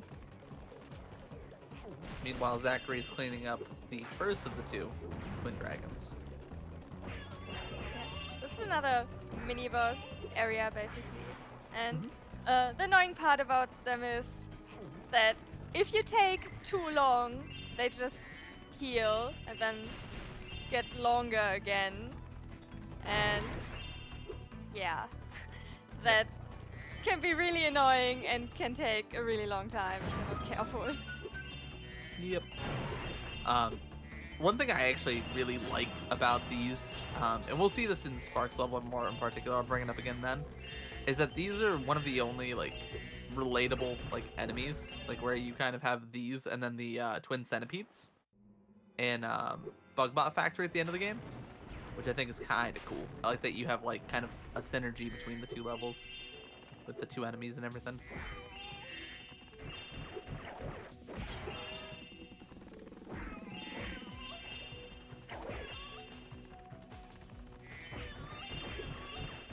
Also, Noyar heading through Evening Lake here. Gonna be making his way to Bentley's Outpost. We're gonna see a pretty cool out of bounds here. However, first I think we're gonna go pick up Hannah, if I'm not mistaken. Very nice Hannah jump. Not super tight, but also not super easy. It's very mess upable. So good to see him make that. Jumping up on top of this platform and heading out of bounds. Now from here, this can go pretty wrong if you go towards the Honey Speedway portal in 8%, but fortunately, we don't have to worry about that in 117. So he makes it nicely into Bentley's without having to pay Moneybags a cent.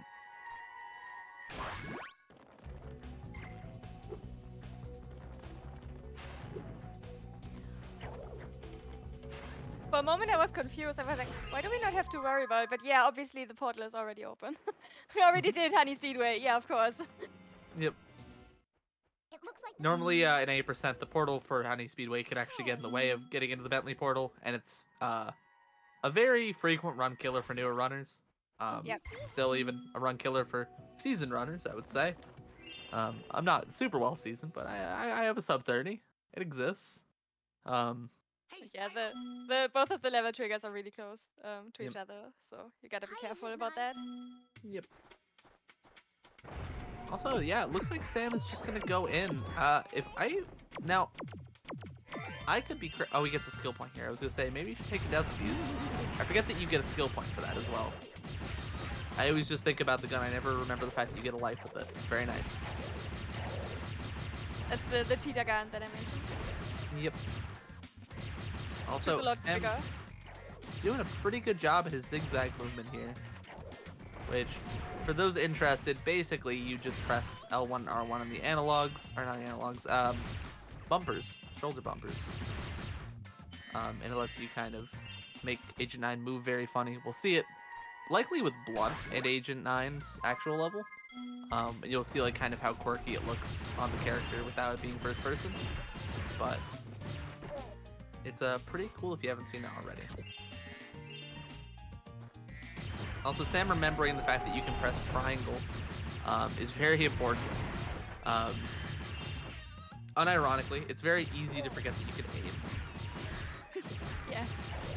I actually only just now remembered. I honestly forget that you could do this as Agent 9. But he is taking quite a few hits for his trouble right now, collecting these gems. Meanwhile, while Sam's playing as Agent 9, we are seeing everyone else kind of working around with Bentley, with the exception of one who's finishing up Twin Dragons right now.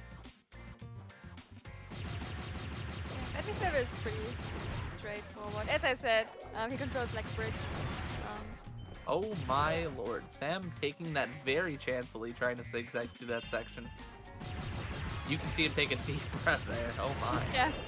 He was terrified. I was terrified for it. Let's be real.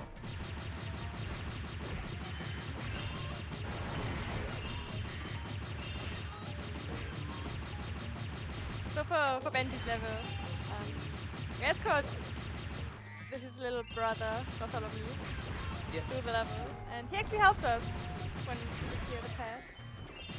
Alright, now I have to ask you, what are your thoughts on Bartholomew? Neutral? Neutral. I find most disliked Bartholomew. I've heard him to be one of the most mutually disliked NPCs, which I don't really understand. Yeah, my guy just wants his ball back, you know. Oh my god, Sam is gonna die. He didn't die. He played that so aggressively. And I'm not saying he shouldn't have, because it is going to pay dividends in terms of his time save here. But that is terrifying. Also, what else is terrifying is the fact that Neuer is already in and out of Bentley's outpost. Like, my guy is on a scorcher right now. He's killing it in this run.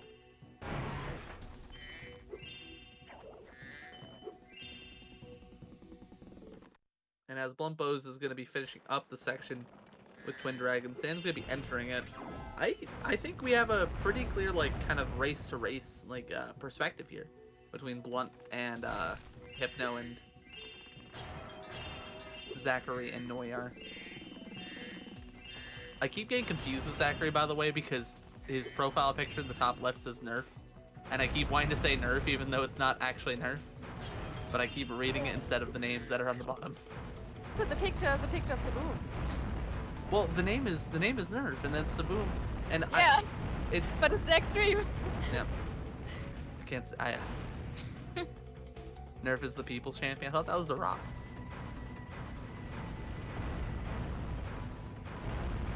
Anyway. Yeah, as we said before, we don't really have a water level, but we have 2 snow and ice levels. Ooh, very nice flop by Neuer there. I don't know if you caught that. If you're watching that bit, that's very nice. And Frozen Atos actually gives us a different ability. It's the only one where we get kissed by one of the fairies and our flame breath turns into an ice breath actually. Yeah. It's actually the first time I think Spyro had a different breath. Yep. Like than fire oriented. Well, actually no, because in Spyro 2 he even had an ice breath, didn't he? With the Cloud Temples guys. Huh. Oh yeah, the combo PowerPoint. Yeah, you're right. That's so weird to think about. Because when I think of like Spyro doing something that isn't like a flame attack, I only think of like the Legends games. But you know, it just goes to show it was in the original trilogy too, in a couple different places.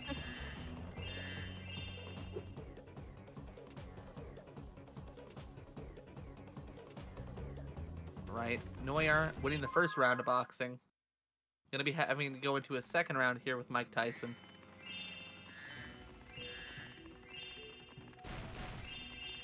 If I were a betting man, and I certainly am, I would wager that Neuer is currently listening to the sultry tones of Africa by the band Toto.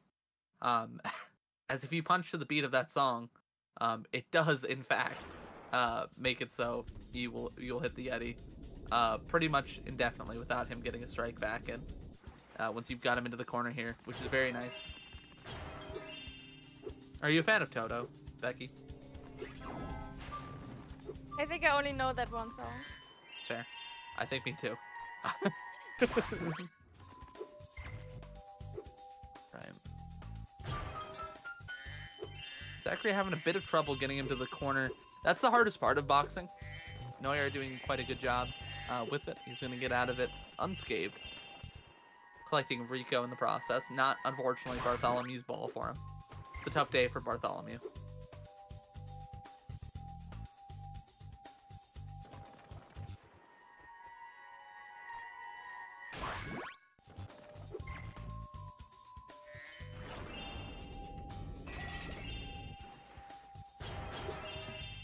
And it looks like Sam is going to be electing to purchase Bentley. Which, as mentioned before, the main reason why you wouldn't want to do this, or really avoiding Moneybags purchases at all, is later on in the run. We'll see it in action, of course. But Moneybags is going to be giving you back your gems, so to speak, and you have to chase him down. And the more gems you give him, the more you have to get back, meaning you have to flame him more, meaning that takes a bit longer to get the egg, as well as the gems. So, it will end up costing him a bit more time later because of this, but that's the price we pay. As well as 1,000 gems. I love cat hockey. How do you feel about cat hockey, Becky? I think the cats are really cute. And I love the egg we get at the end. Mm-hmm. It's one of the best. I agree.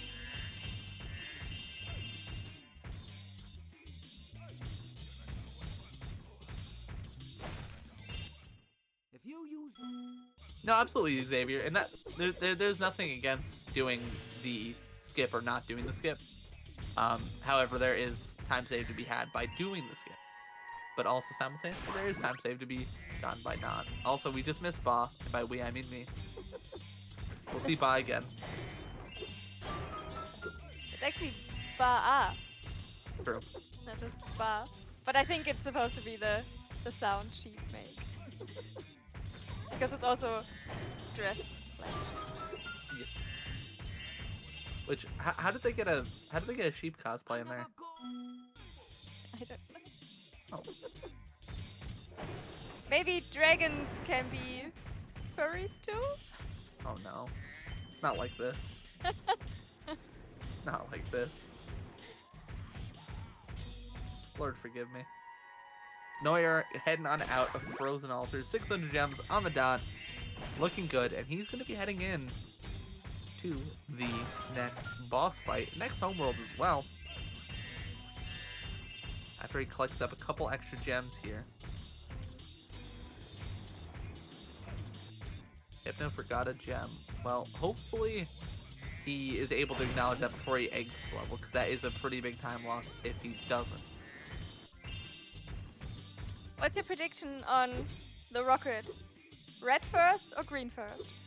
For Neuer, you know I have to give him red. He's got to get red first. Hopefully. I'd like to say all runners get red first. Oh, that's a hot take. I don't think that's gonna happen. I don't think it's gonna happen, but it's what I want to happen. Also, Zachary Lawrence, I have never seen a man more unlucky with that last cat in my life. That was tough to watch. First try Alright. red for Noya. Yes, Good job. we love it for Noi. Noi's our boy. Yeah, this is a really big RNG factor in this fight. And it's really annoying because the green rockets only give you one shot and the red ones give you 50 and all of them do the same damage. So we obviously want red rockets. Mm-hmm. It's very vexing that they made that design decision. It was an Alright. accident actually. Oh, was it? Yeah. When Jeremy did a show run at Insomniac Studios, he actually asked because we all wanted to know, and they said Ooh. they wanted the green rockets to do double damage, and one of the devs actually was like, they don't, and the official guidebook actually says they deal 2 damage, but they don't. We know that they don't, and so yeah, they were supposed to do it, but they don't. So it was tested really good. Jesus. That's brutal. Yeah. Also, Zachary taking a bit of time loss there. It was a really good Frozen by him. Unfortunately, though, he did miss one of the 5s at the top. After you would do like the little mammoth section, there are like these 2 5s that you can go to get, and it was really brutal just watching him kind of barely like miss the Sparks box for it. But again, that's kind of what you get for playing confidently with Sparks and like trusting Sparks sometimes. Unfortunately, it will get you with your pants down sometimes. You can't trust anyone, not even Sparks. Nope. Also, Neuer making quick work of the boss here in Starfish Reef. So, if you're able to do the skips here, this level is significantly easier. It's still really hard, but it's significantly easier than it would be otherwise if you don't do the wall grinds. Which fortunately, Neuer does know. And he's putting to good use. We're going to see him doing some backtracking through the level to collect the 200 gems that would be here.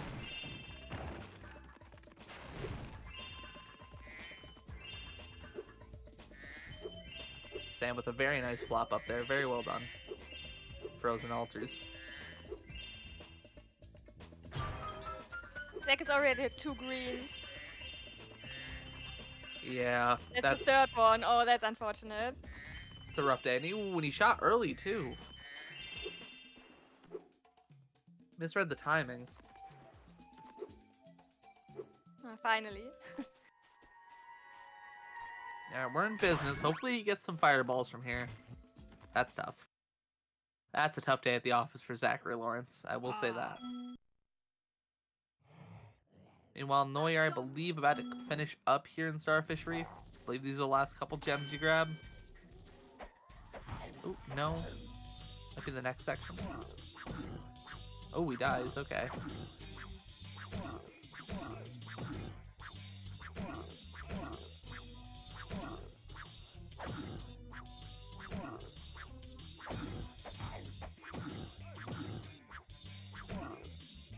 I think he may have missed a gem elsewhere.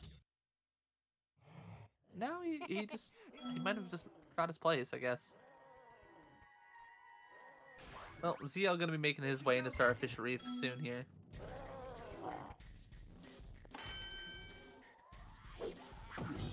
Meanwhile, Sam is in the midst of boxing, Blunt in the middle of cat hockey.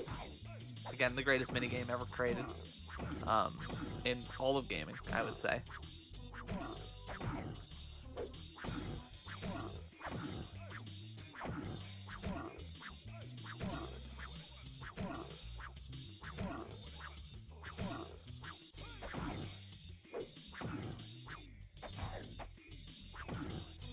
Sam having a bit of trouble with his tempo right now, trying to keep this Yeti on the back foot, but he's picking it back up again. He'll be fine.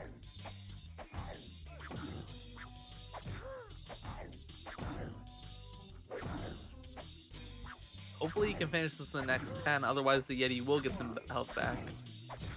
Meanwhile, Zachary Lawrence cleaning up the boss fight in Starfish Reef, and Blumpo's heading on over to Midnight Mountain. Personally, aesthetically, my favorite of the homeworlds in terms of pure visual design, as well as the soundtrack. I love Midnight Mountain so much.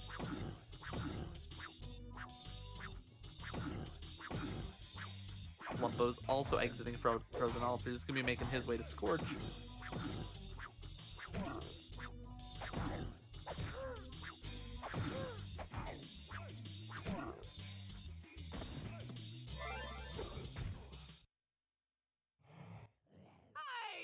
Meanwhile, Noyer going to be going into the load trigger for the Sorceress.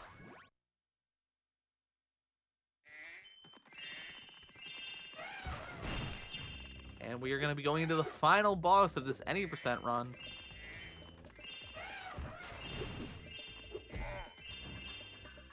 Agent 9 running right across the lava. He's, you know, just built different, I suppose. Meanwhile, Blumpo's getting into Scorch. Got a little bit of everything on the screen right now. In 4 different places right now. Yeah, it's a little bit jarring. I'm Thanks, not gonna Will. lie. A little bit of no. It's a little bit noyaring. Get it? Kind of. It's funny. This is always funny.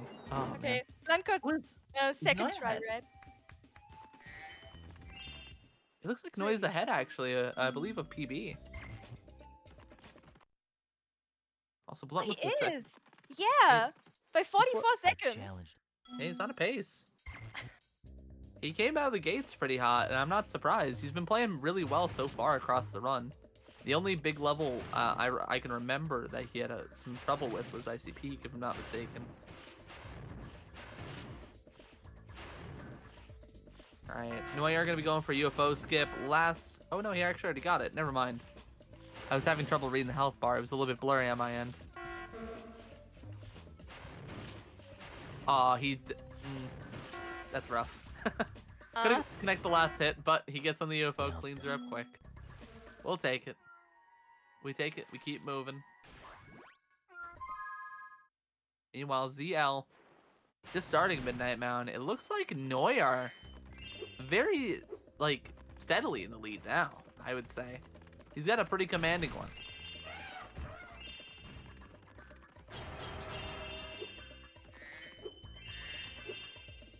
That all could, of course, change if a gem was missed earlier in the run, potentially. Not that I'm, of course, wishing it on him, but that is something that could have happened. But I'm just going to remain hopeful that it didn't for my boy. It would be easy. Meanwhile, Zachary Lawrence starting the Sorcerer's fight. Unfortunately, taking a bit of damage there on the outer ring. while getting to it can be a bit tough.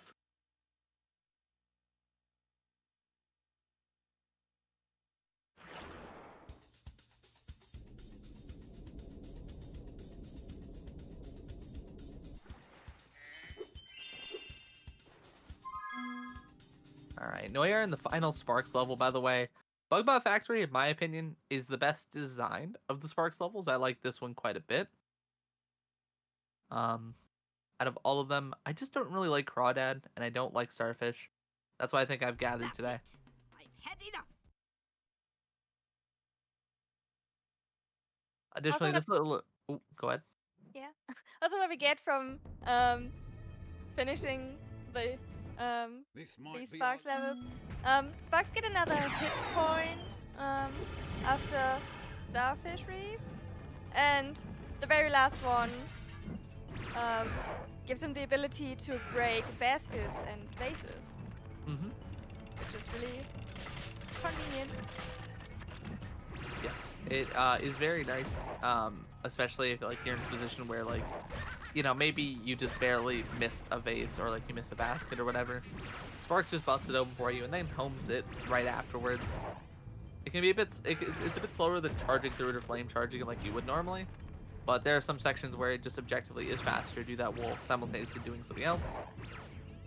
And blink and you missed it, the twin centipedes are gone by Noyar.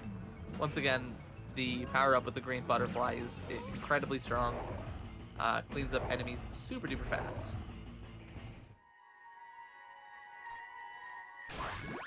Simultaneously, Sam also finishing up Scorch for his own boss fight over there. And or Hypnoshark, I should say, for anyone who doesn't know him as Sam. I gotta remember that. You know, I'm just so used to calling him Sam. I keep doing it. Mix it up sometimes, I think. Yeah. You'll be fine. Princess Amy should.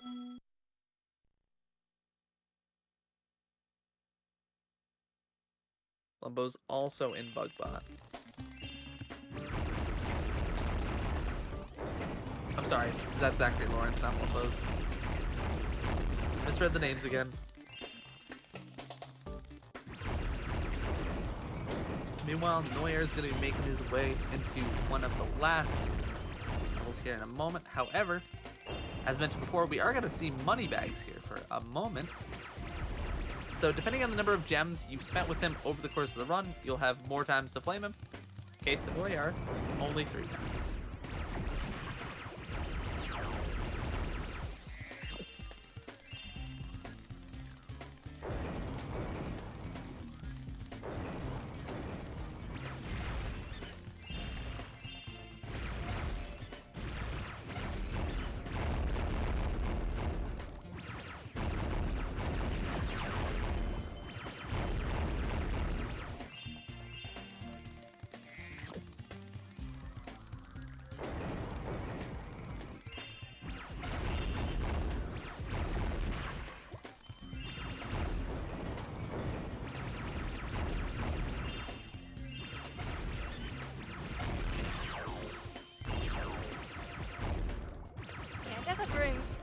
We're meeting Terra, who's obviously not some kind of Lara Croft reference. No, that would never happen. And we're basically doing the level from, well, backwards.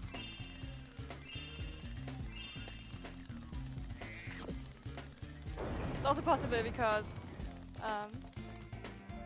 Moneybags is gone now. Otherwise it would block the way from the other side. But now we don't have to deal with Moneybags anymore. Yep, exactly. Similar to Spyro 2, once you complete the any percent portion of 100%, you just don't have to deal with Moneybags at all. He just isn't in the game. He doesn't interact with you. So it just makes the overall, like later bits of the run where you normally have to pay him or interact with him or do whatever with him, that much better because you just don't gotta deal with him.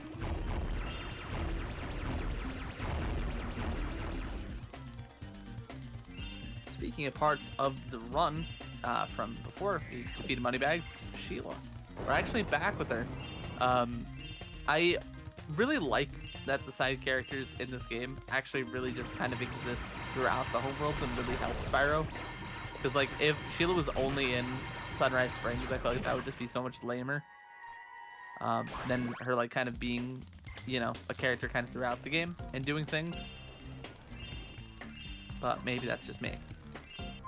I think you're right. Also, the side-scrolling mission here, it's a really nice touch actually. When I saw that, It's I believe this like the two eggs here, if you look at the guidebook, are called Crash Bandicoot 1 and 2 or something to that effect. Like they're a Crash reference.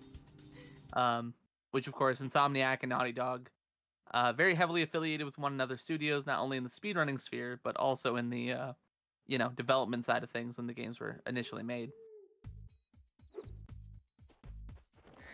So, very nice little reference by them, as well as a reference to a Lara Croft's level that you mentioned earlier with Tara Croft.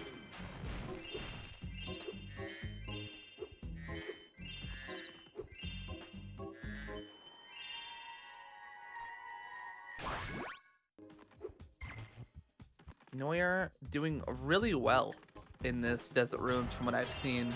I haven't really seen anything notable in the way of mistakes, so I wouldn't really be too surprised if we see him save a bit more time here on the split.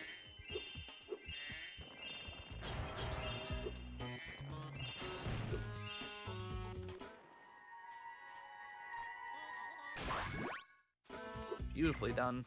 Oh my god, that movement was gorgeous. Okay, I'm heading up here to do shark subs. Careful to avoid the hit from the scorpion at the top.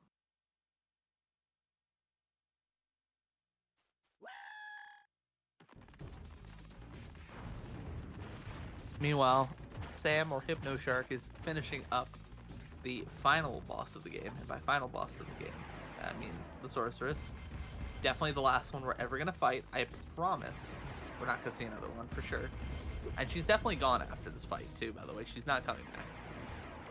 Dare you to lie so bluntly to the chat?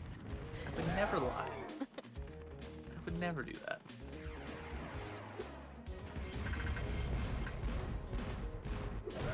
Alright. Meanwhile, Zachary Lawrence picking up the reference egg. A green dragon named Pete. Anyone get that one? Anyone know who Pete the Dragon is? Anyone? Not a beta name for Spyro or anything? Spyro was originally green? Oh, did you know?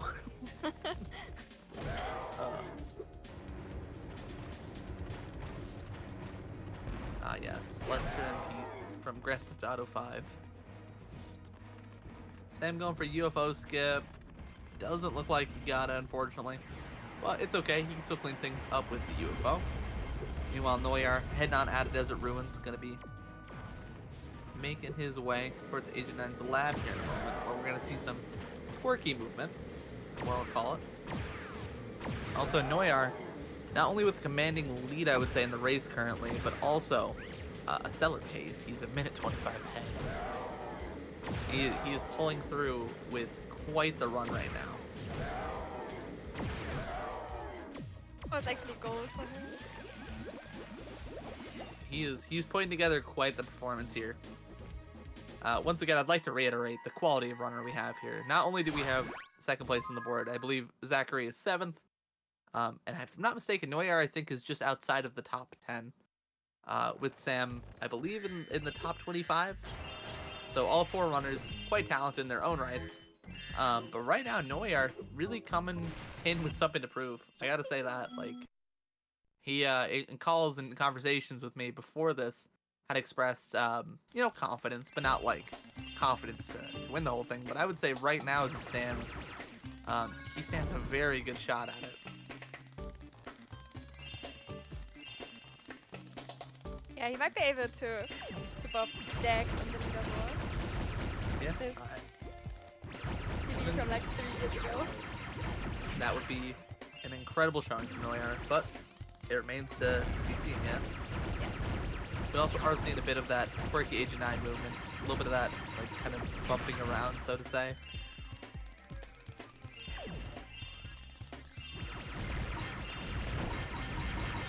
Apparently he did remember he can aim with Agent 9. Yeah, dude, you know what? I can't believe this is a function I didn't know about for 26 years of my life. How did this happen?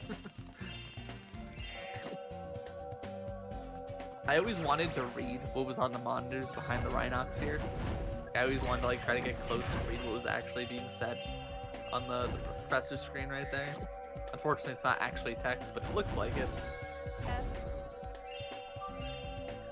Try to find some Easter eggs. Yeah, something like that, right? I just want to know what it said. You know, maybe it was something cool like, go here to get Sparks 2. This time, he actually works better.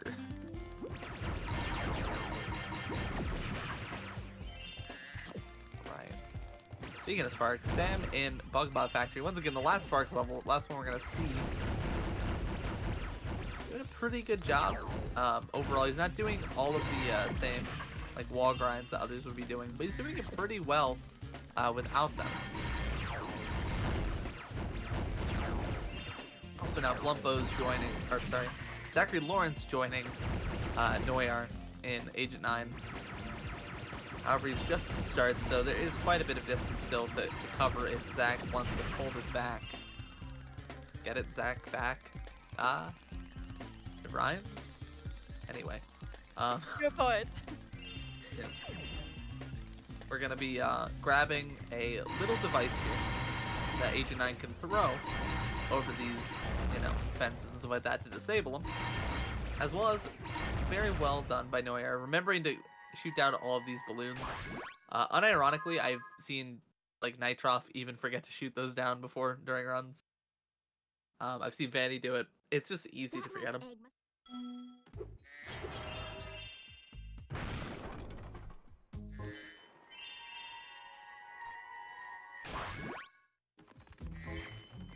Seems that Sam finished up the Twin Centipedes with 1 shot left and his power-up. Calling him the one-shot wonder. It was all part of the plan. Yeah.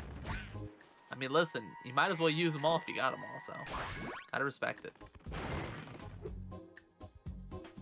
Also, I do want to say Sam's also on quite the pace right now, about 2 minutes ahead. I think those are his averages, but still nothing to sneeze at. Also, since Hypno was the last, got that random egg lying around after he finished Sorceress. That was the one from the thief. You actually don't have to chase that thief anymore after the Sorceress is beaten. Which is also obviously very convenient if the egg is just given to you. It just lays around on the ground. Yeah, no, it's very nice. Usually it's a thief, like you said, and as with all thieves in this game, if we can avoid them, we will. I also just checked through. It looks like Sam's PB is a 322. So this actually isn't too far off of it. I'm not sure if his averages have like an easy-ish late game to run against, but if they do, we could see a PB out of Sam here. Imagine seeing 2 out of 4 runners. Also, looks like Noyar is going to be losing a bit of time here. He's doing the Agent 9 movement to get over to the beginning of the level where there's a strong chest, which normally you'd have to walk back through for. But if you do this quirky movement, oh my. Noyar makes it look so good sometimes, man. You can make it to the beginning here and scoop up these gems here. He's going to lose a bit of time, though. It looks like he failed it once and basically had to die to get his, to go back and get the saucer, or like the grenade, whatever it's called. It looks like a little UFO, though. Very well done by Noyar. Incredibly done. I've been training.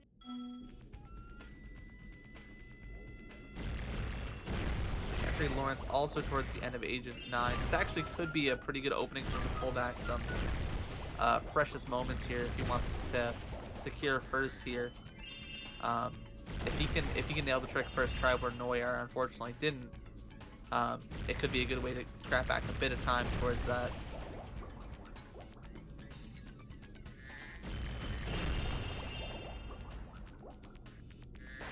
And now, when it comes to your favorite level and Hub 4, what would you say your favorite is in this one, Becky? For me, it's gotta be Crystal Islands. Yeah. It just looks so pretty. For the first time, I think we can agree on that. It's just Yeah. gorgeous to look at. It's also got fun mini games, in my opinion. Yes, Oh, the slide is great. the slide's great. Call me crazy. I actually enjoy whack-a-mole. I know. I belong in an asylum or something for that. But I think whack-a-mole is quite fun too, and I actually really enjoy the fact that you have super flight in it. And the the speedrun- wizards are really cute, well, helping you with their little actual wizard tricks. And let you spawn. They help you spawn like big gems and all kinds of stuff that get you across the level. And also Moneybags is gone, so the bridge is open. Yes. Fun fact, in Reignited, that bridge was one of the things to break in this level for any percent. And we found a way to kind of keep the rocket from Scorched.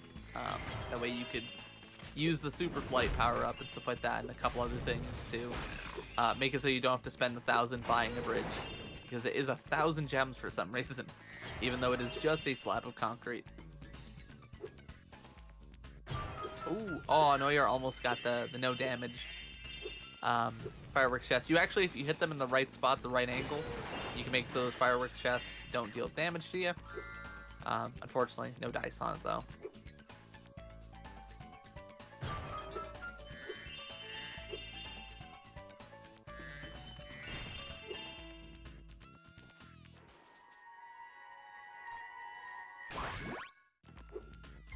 All right, clean Also up the even- plane thief. Ooh, go Yeah, ahead. exactly. Also for this thief, there's also a quick kill. Hi, A quick kill. If you just hit it from the front, then you basically stop him from starting to take off and fly away from you, and then you obviously already win. Yep, it's excellent. You accomplish that, of course, with the swim in air as opposed to flying. Because once you're at like the flight power up, you'll already be going. But fortunately, we do optimally use a swim in air here, which we're gonna see. Zachary Lawrence, beautiful first try on that.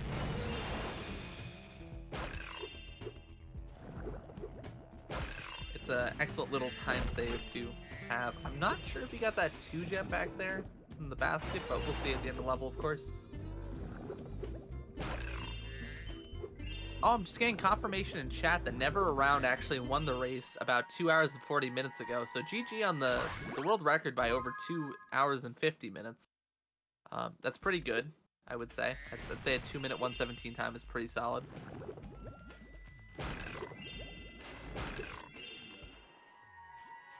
Currently, Cyrock, if you're wondering who's in the lead, it looks pretty much like it's Noyar still. However, Zachary Lawrence in the top right is trailing behind him by not too much.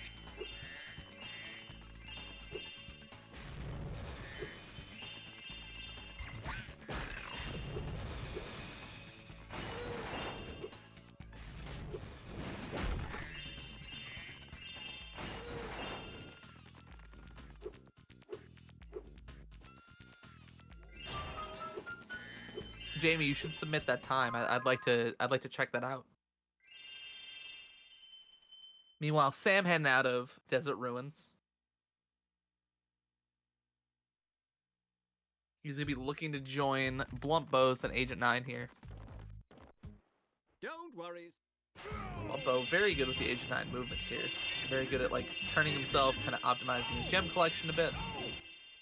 Which in this level, kind of relying on your Agent 9 movement and being able to like kind of do like that little bit of optimization can go quite a long way in the overall way of saving as much time as possible here.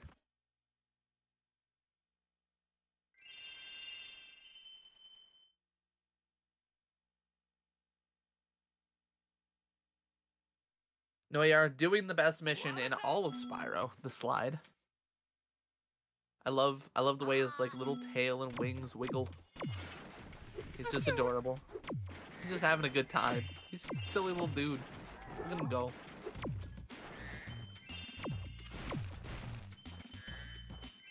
if he wouldn't need all of the gems, he could also do a skip, actually, bet. and you don't have to do the whole slide.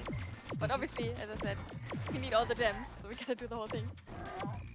Well, very nicely though, I will say, if you do miss a gem on the latter half though, you can do that skip kind of as a backup to go back and get them, which is still nice to like kind of know, though you don't have to do the whole slide again. Because for as nice and fun as it is, it can be a bit slow. You gotta do it twice, definitely.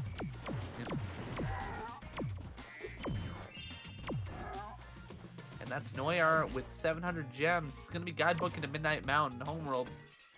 Reason for this specifically comes down to the fact that it gets you out of the portal quicker. You don't have to watch the animation.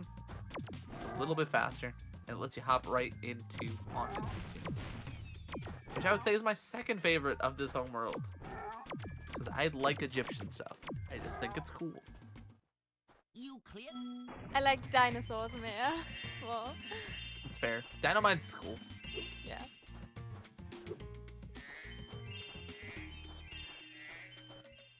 Just Also, Haunted Tombs does have tanks. And I Yeah, don't that's agree. fair. That's actually entirely fair. nice. No, you are right. However, we are going to see some more quirky Agent 9 movement here from Noyar. He tried to do the most optimal way, which honestly is really difficult. I don't blame him for basically insta-talking to the NPC there. But once you kill all of these 10 snakes in this room, it makes it so you can pretty easily have all this space yourself. Get Agent 9 up onto the wall here. Now, being up on this wall, the reason you want to do this is you get to skip having to fight all of these enemies, and you just get all the way to the end here. Like, what more could you want? Yeah, and then it's not an annoying mission anymore. It's really Yep. quick.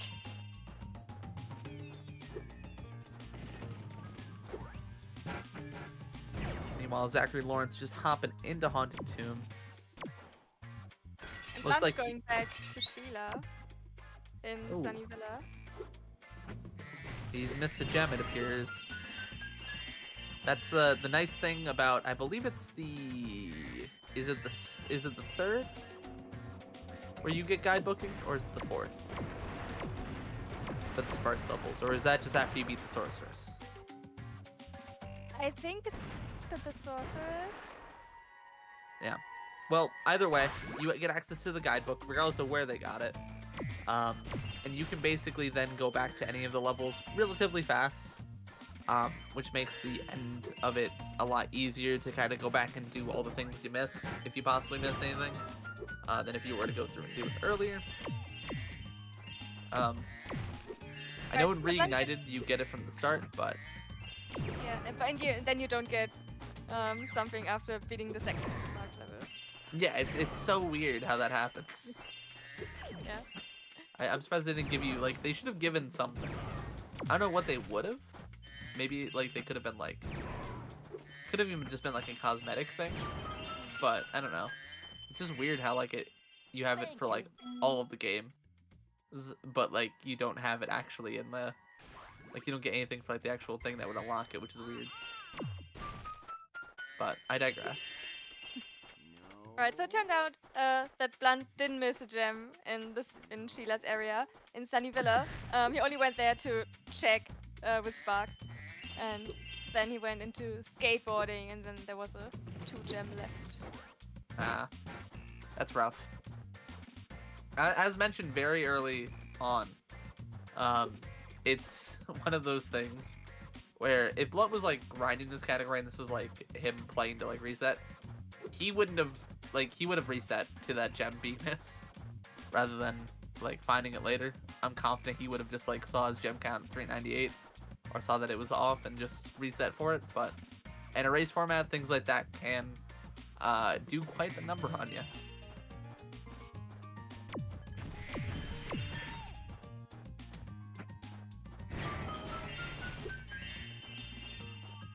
So now you're doing tanks, which is some kind of hoverboard tournament, and you have to do 2 rounds.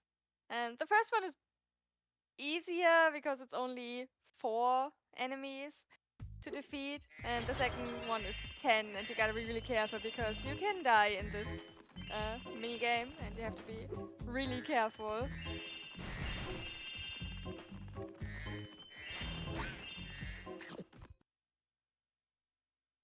Also, Zachary Lawrence on his first round of tanks. Looks like he is pulling back a bit of ground on Noyar here. Who, while still having a great run right now, is maybe having a bit of a tough time in Haunted Tomb. So far, it's not like he's losing time, though. I haven't noticed any mistakes.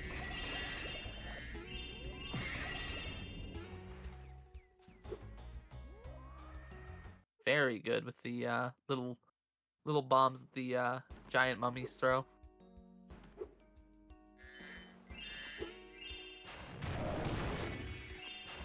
Additionally, Sam is starting Crystal Islands while Blumpos is in the mole section of it. Which, fun fact for any of you folks who might have trouble with this minigame if you're ever playing the game, if you go up to this kind of top right corner where we're going to see Blunt go, after he grabs the gems here on the right side, if you head up and around to here-ish, the moles will spawn in one of like 3-ish locations here. So you're going to see Blunt kind of cycle through them.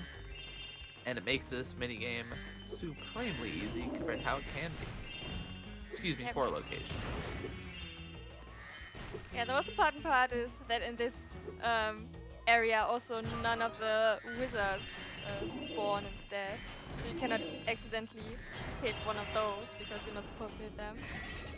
Also, fun fact, if you just fail this minigame a couple of times, in OG the timer increases, and obviously that makes it easier as well. Oh, I actually had no idea about that. That's good to know. Yeah. I didn't figure this out by being bad at this. No. Oh. This does not work in Reignited, by the way. That's really strange. Yeah. Then again, they also don't have like hard mode spike in Reignited, which is That's also true. really funny. Yeah. Like Reignited Spyro 3 was by far the most rushed, so it's simultaneous. It's the least comparable, but it's also the one I think is like the best of the 3 in Reignited. I don't know. I'm crazy. I'm a wild man when it comes to Reignited. Zachary Lawrence going a bit aggressive on his shot there. Also, Noyar heading to Dino Mine, starting off. Dino Mine's a good level. I will give it that. The flavor of the level is very good.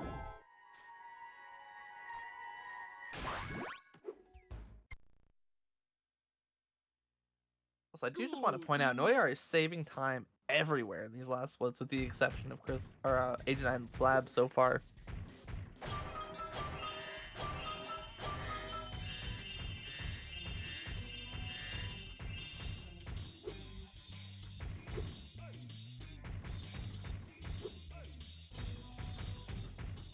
Anxiously watching Blunt to see if he doesn't accidentally miss the gem. Yeah, it's now while you do have the extended Sparks range, one thing I mentioned fairly early on in the run is that like Sparks he has enhanced range, but he also grabs things slower. Meaning that like when you run through like a cluster, in this case kind of slide through a cluster, there's every chance that Sparks just won't grab a gem that like realistically he probably should. But by kind of going through the center of them, at least as close to the center of them as you can mitigate the chances of that happening pretty significantly, which Blumpos did to perfection here.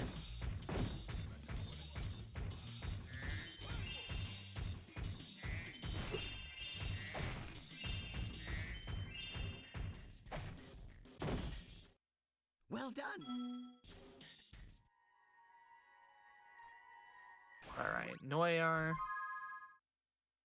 One thing I will say in a speedrun sense I really like about Dino Mines is, again, comparatively to some of the levels in this hub, it's really chill. Like, the minigames you have to do are nowhere near as, like, difficult in my opinion. In this level comparatively. Like, the skips you need to kind of get through them as fast aren't really as hard, which is really nice. Like this one right here, the auto-scrolling shooter one. Probably the hardest one, but also like, you know, they all spawn in the same spots. So as long as you're pretty good at memorization, you'll probably be able to get through this without too much issue. Because at the end of the day, it's still an auto-scroller. Yep. It be what it do. And it's completely on rails, so like all the movement that Noyar is doing right now, he's not controlling Agent 9. He's just, you know, there for the ride. Think of it like one of those like arcade games where like you sit in the seat and then you're just there to watch it, and like you'll hold like the gun or whatever, and you're going through like a level, but like it's just completely on rails, taking you where it's going to be taking you.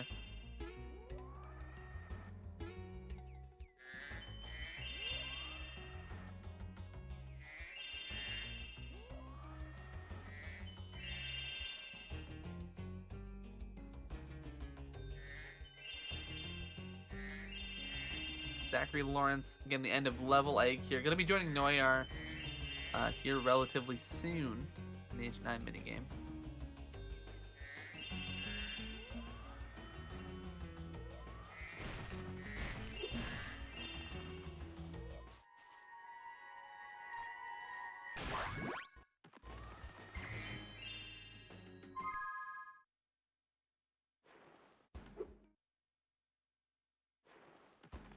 And Sam's gonna be taking his turn at the slide.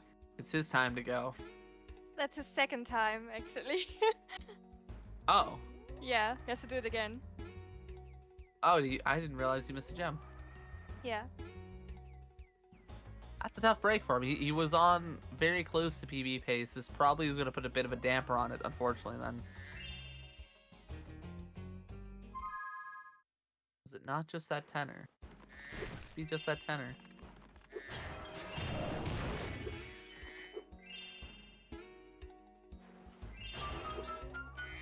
Meanwhile, Noyar getting the egg for the auto-scroller portion of this. Now he's going to have to go through it and collect out all these gems while trying to utilize the Agent 9 movement here to kind of get himself to the gems as fast as possible. Which is a lot harder than it looks, I promise. It's really weird. It's such a vexing thing to try to like figure out how to control.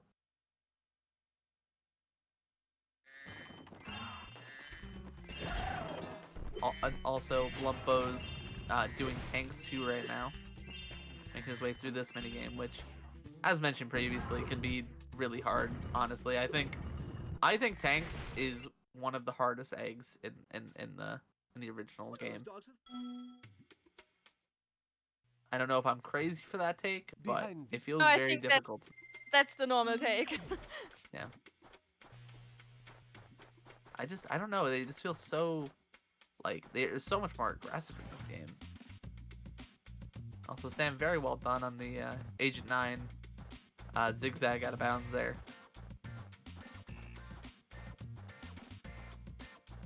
And we are heading on in to the second and final little tunnel minigame. This one I would say is easier than Seashell Shore. Just overall, you kind of have to avoid obstacles as opposed to hit Rhinox, which, in my opinion, just makes it easier in general.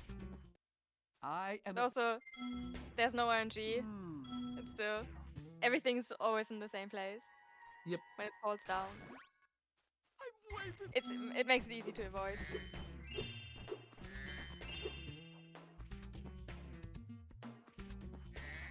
Now Zachary Lawrence cleaned up the gems also in Dino Mines. Between these two, it's still anyone's race because, you know, we still have 2 levels to go technically between Harbor Speedway and Super Bonus Round, which is going to be probably the decider.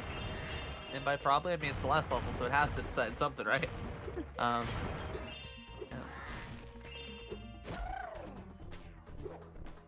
Yeah, Noy's gonna be hopping into Harbor.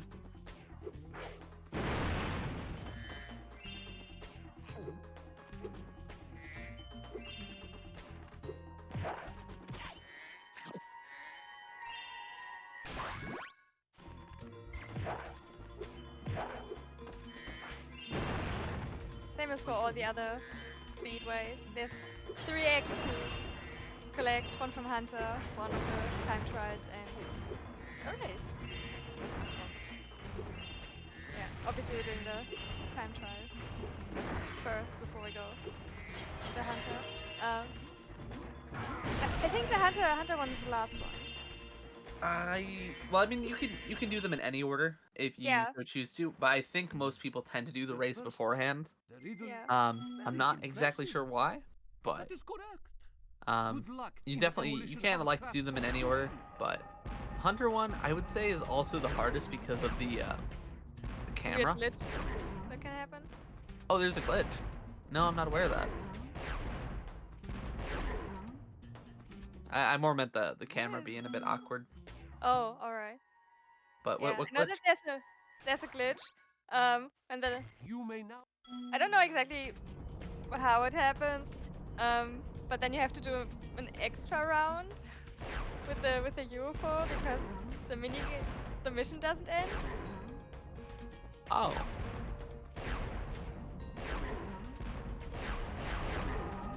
Hopefully nobody experiences this, so you can see it. Hopefully not, because it does cost a lot of time. Yep. I'm gonna hope very much so that Neuer doesn't Yeah. encounter it, or Zach, or Blunt, or Sam for that matter. But I more so like I hate the camera in this mini game. Yeah, Like, because you- you can hardly see Yeah, the UFO and you don't exactly know where to go. yeah. Fortunately, these runners are fairly seasoned, so like they're gonna be quite adept in handling it. But I just hate the camera so much. Yeah, Neuer is very steadily in the lead right now, it appears. Which, you know, we still got some time left. I don't want to say that this is Neuer's race yet, because ultimately, it is just simply, there's still stuff to go. And that stuff can be very make it or break it, unfortunately. So, we will see.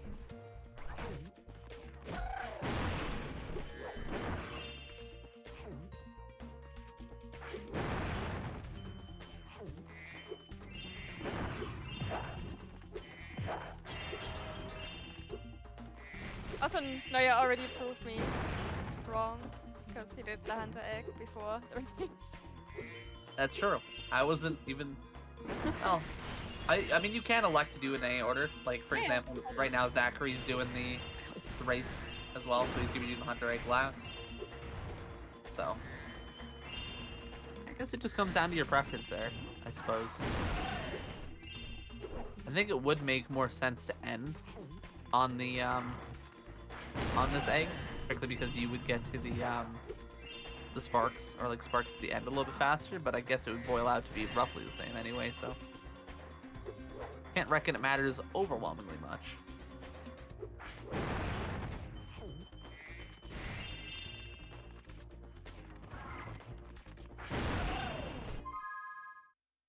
Alright, Sam, 700 out of 700, exiting out of Haunted Tomb.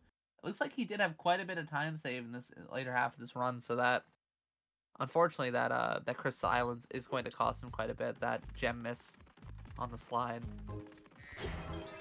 could have been very close to, if not on PB there.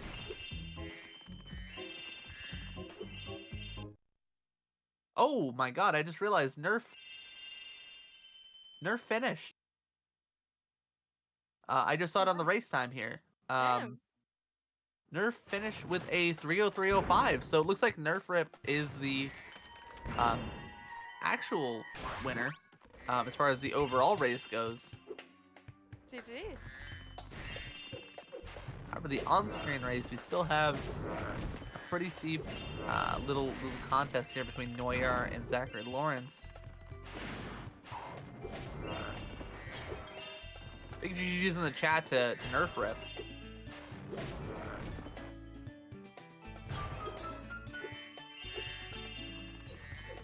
Derek, is there any way you can pull up Nerf's stream on your end and check to see that?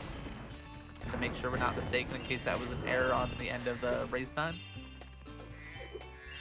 I don't reckon it is because Nerf is an insane runner, but, you know.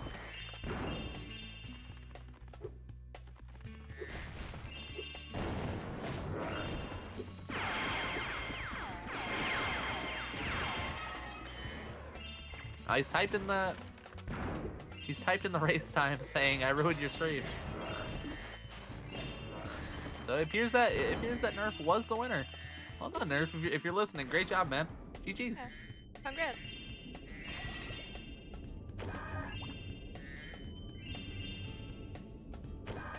Meanwhile, on the streams end, we are seeing Noir looking to be on PB pace, headed into super bonus round. I just looked at it. I can confirm. Yeah. Jesus. He was only 3 minutes off of PB, but his PB was already like sub 3 minutes. So, yeah, he's Not 3 minutes. This is PB. yeah, his PB is like sub 3 minutes or something. Yeah, no, legit, he's done. I just like skimmed through it all. Yeah.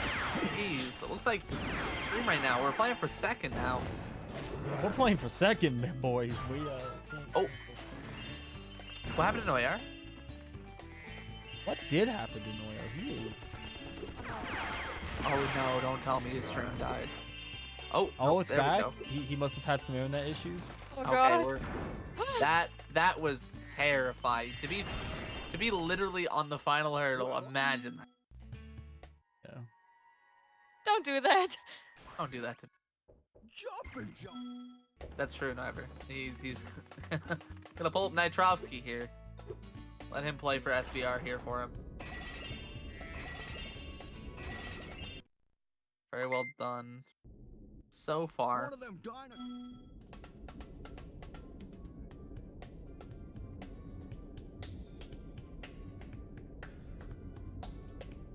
Aiming for that last UFO. Very well done. We're gonna head on into the first of the mini games here. In case you love subs 1 and 2, here's subs 3. It's what everyone wanted. I promise.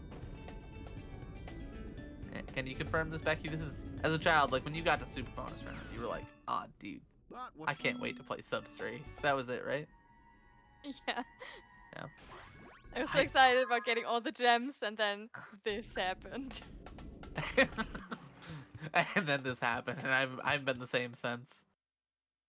This truly getting to SBR and this being the first of the mini games that you do was my childhood equivalent of learning the meaning of the word disappointment. Because this, I I'm not trying to be a hater here, but really, how did they decide? How did they decide that this was the last mini game? Like one of the last mini games you do? I don't know. Ugh, I just find it vexing as all.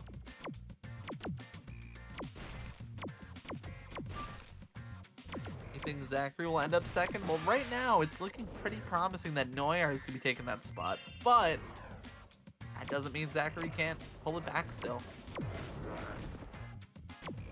Derek, would you reckon that if Zachary has a perfect SBR from here on out and hits UFO proxy, that maybe he edges this out, even if Noir has a great one? Oh. Noir having some technical issues that look like, actually. Yeah, I'm gonna have to come in and say no. Noi would have to basically lose the race. Well, he just had to reset it already. I think his capture card stopped for a moment there. Noi's having a lot of technical difficulties. Not what you like to see when you're on PB pace and in a race for money and on the SBR, which takes 3 hours to get to. Not what you like to see. No. So hopefully it works out. Oh. I believe that was his capture card. Like I'm almost sure that his capture card like blinked green, and he just drove off the edge. So I assume his like video cut out.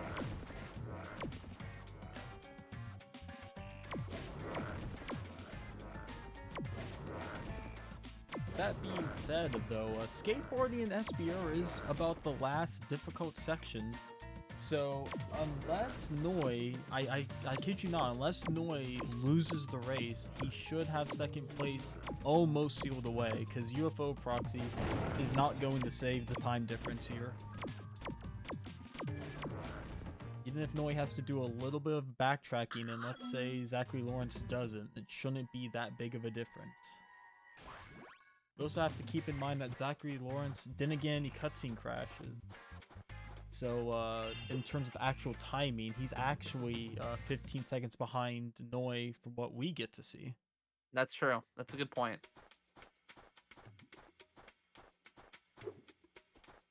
Additionally, like, I don't know what else. How much does UFO proxy like about save? Do you reckon it's in the range of about? Well, if you have a good second sorcerer's fight, and UFO proxy is only really like. Oh, Neuer has lost the race. Oh no. Oh my gosh, he has. He like literally the last. Devastation. Oh no. Absolute devastation. Neuer, Noy's gonna be able to do 3 lap skips, but I don't think that's gonna save it. Oh.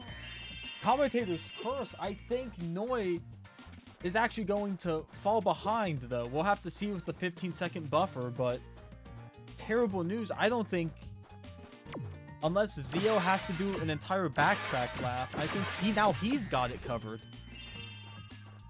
Oh my. Zio just needs to make sure he gets all these gems here. Did he already get the top half? It looks like he did, or he's going back for it. Like, oh no, he didn't! He's gonna have to go back! All right, Noi. Oh, this is actually so interesting now. This is going to be so close with that 15-second buffer. We'll have to see who technically finishes. Because Noi's going to have to do 1 more lap skip, but Zio's going to have to intentionally crash to get up there and get the gem that he had missed. This will be close, but I think Zio is still the favorite at the moment. Holy. This is really Yeah, Zio's. I don't. exciting. He's already going, and Yeah. Noi's just about to hit the. Yeah, I think I think Zio's that gonna cost sneak him. by it. Yeah, losing the race is a humongous time loss. The only thing that's gonna save Noi No. now is if Zio has a bad sorcerer's fight and Noi just goes in there and even with first try UFO proxy, I don't know if I see it. All right.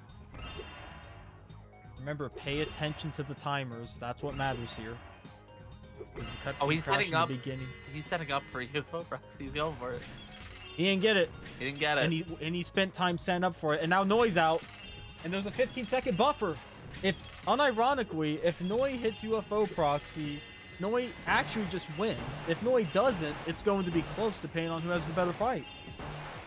Honestly, I wouldn't even This blame him is if he did. ridiculous. Zio's having a little struggle with the fight. Noi doesn't get UFO proxy. It's down to who has a better fight. Okay. Zio's struggling. He can't get any hits in. Oh, the Noi's race. already down to half health. The race times popped up. The race time popped up. I'm gonna let it finish. Race time don't matter. The race time don't matter. What matters is these ending times, because I'll recalculate Well, them. no, that's what I'm saying. Oh. The racetime.gg popped up. 3:11.59. 3:11.48. Oh my gosh. Neuer Noi. finishing on racetime.gg. Noi Just sneaks ahead. away with it despite Oh the error. my And god. despite Noi's internet having issues and capture card. Holy. Sadly, that is no longer a PB though, thanks to the failed race. But Yeah. wow. Wow. The difference. What a finish! The difference was 4 seconds according to race time. Yeah. And according to their splits, it was more like 10, but Noi was probably slow on the race time button. Wow. And Noi is still having internet problems. What? A German thing? Yep. Hopefully Noi's stream can come back, but he is already finished. He will be taking 2nd place. Reminder. Oh, Bluntbows! Bluntbows isn't going into SPR! Man. He got walled! Wha- He missed something in Herbert Speedway. What is he How did doing? He did. I don't think he did the hunter mission. No, he didn't. No, he exited before he got the egg. Yeah. Did he? There's no shot Hypnoshark has a chance to beat Bluntbows. Oh. Bluntbows has had the worst run out of anyone in terms of skill to performance. Blunt has just had a terrible, terrible time. Oh man. Oh. We've Boys seen internet a couple still gone. tragedies. We've seen a lot. Luckily for Blunt, I guess, I didn't see it on the Atlas, but I guess Blunt assumes, or I guess he saw it and I didn't, that it's the time attack, which would still put him ahead of Hypno. If it's not the time attack egg, that's going to be way, way worse. I don't... But... No, because you can't do the Hunter egg without having done the time attack. Is that true? I did not know that. Is that actually true? I believe it's that way in Mushroom Speedway. I don't know if it's in the rest, but in my head, like... I could If be that's wrong. true, then this is going to be very, very close. Zachary Lawrence with the raid. GG on the race. You and Noi, very, very close. Noi still having internet issues, or maybe he just ended stream. He might I have. can't tell which is the answer, but Noi is done. Let's see what Blunt... Did Blunt get the egg? Do you already have this egg? Oh, he's no, good. that's He's the good. one He's that's good. missing. Alright. I swear it's like that for Mushroom Speedway. Maybe I'm crazy, though. You might be, I don't know. I might be nuts. With that being said, though, Blunt, he is 20 minutes behind average. Back when he used to actually play 117 consistently, he was known for being very, very consistent, just very, very, like, you know, good fundamentals. But when you take a break and you never come back to it in 6 months, this could be the result. Where do these... Rust has not been kind to Blunt. Alright. And it looks like Sad. Sam still has to do this egg, so he's going to be Yeah. still behind Blood, but honestly, still a great performance from Sam. Like, Yeah, honestly, I made some comments about how I assumed Hypno would be behind everyone at this point, just due to PBs and what I expected. I must not only that, but Blunt has messed up the UFO cycles. I think he went too far back. he might have.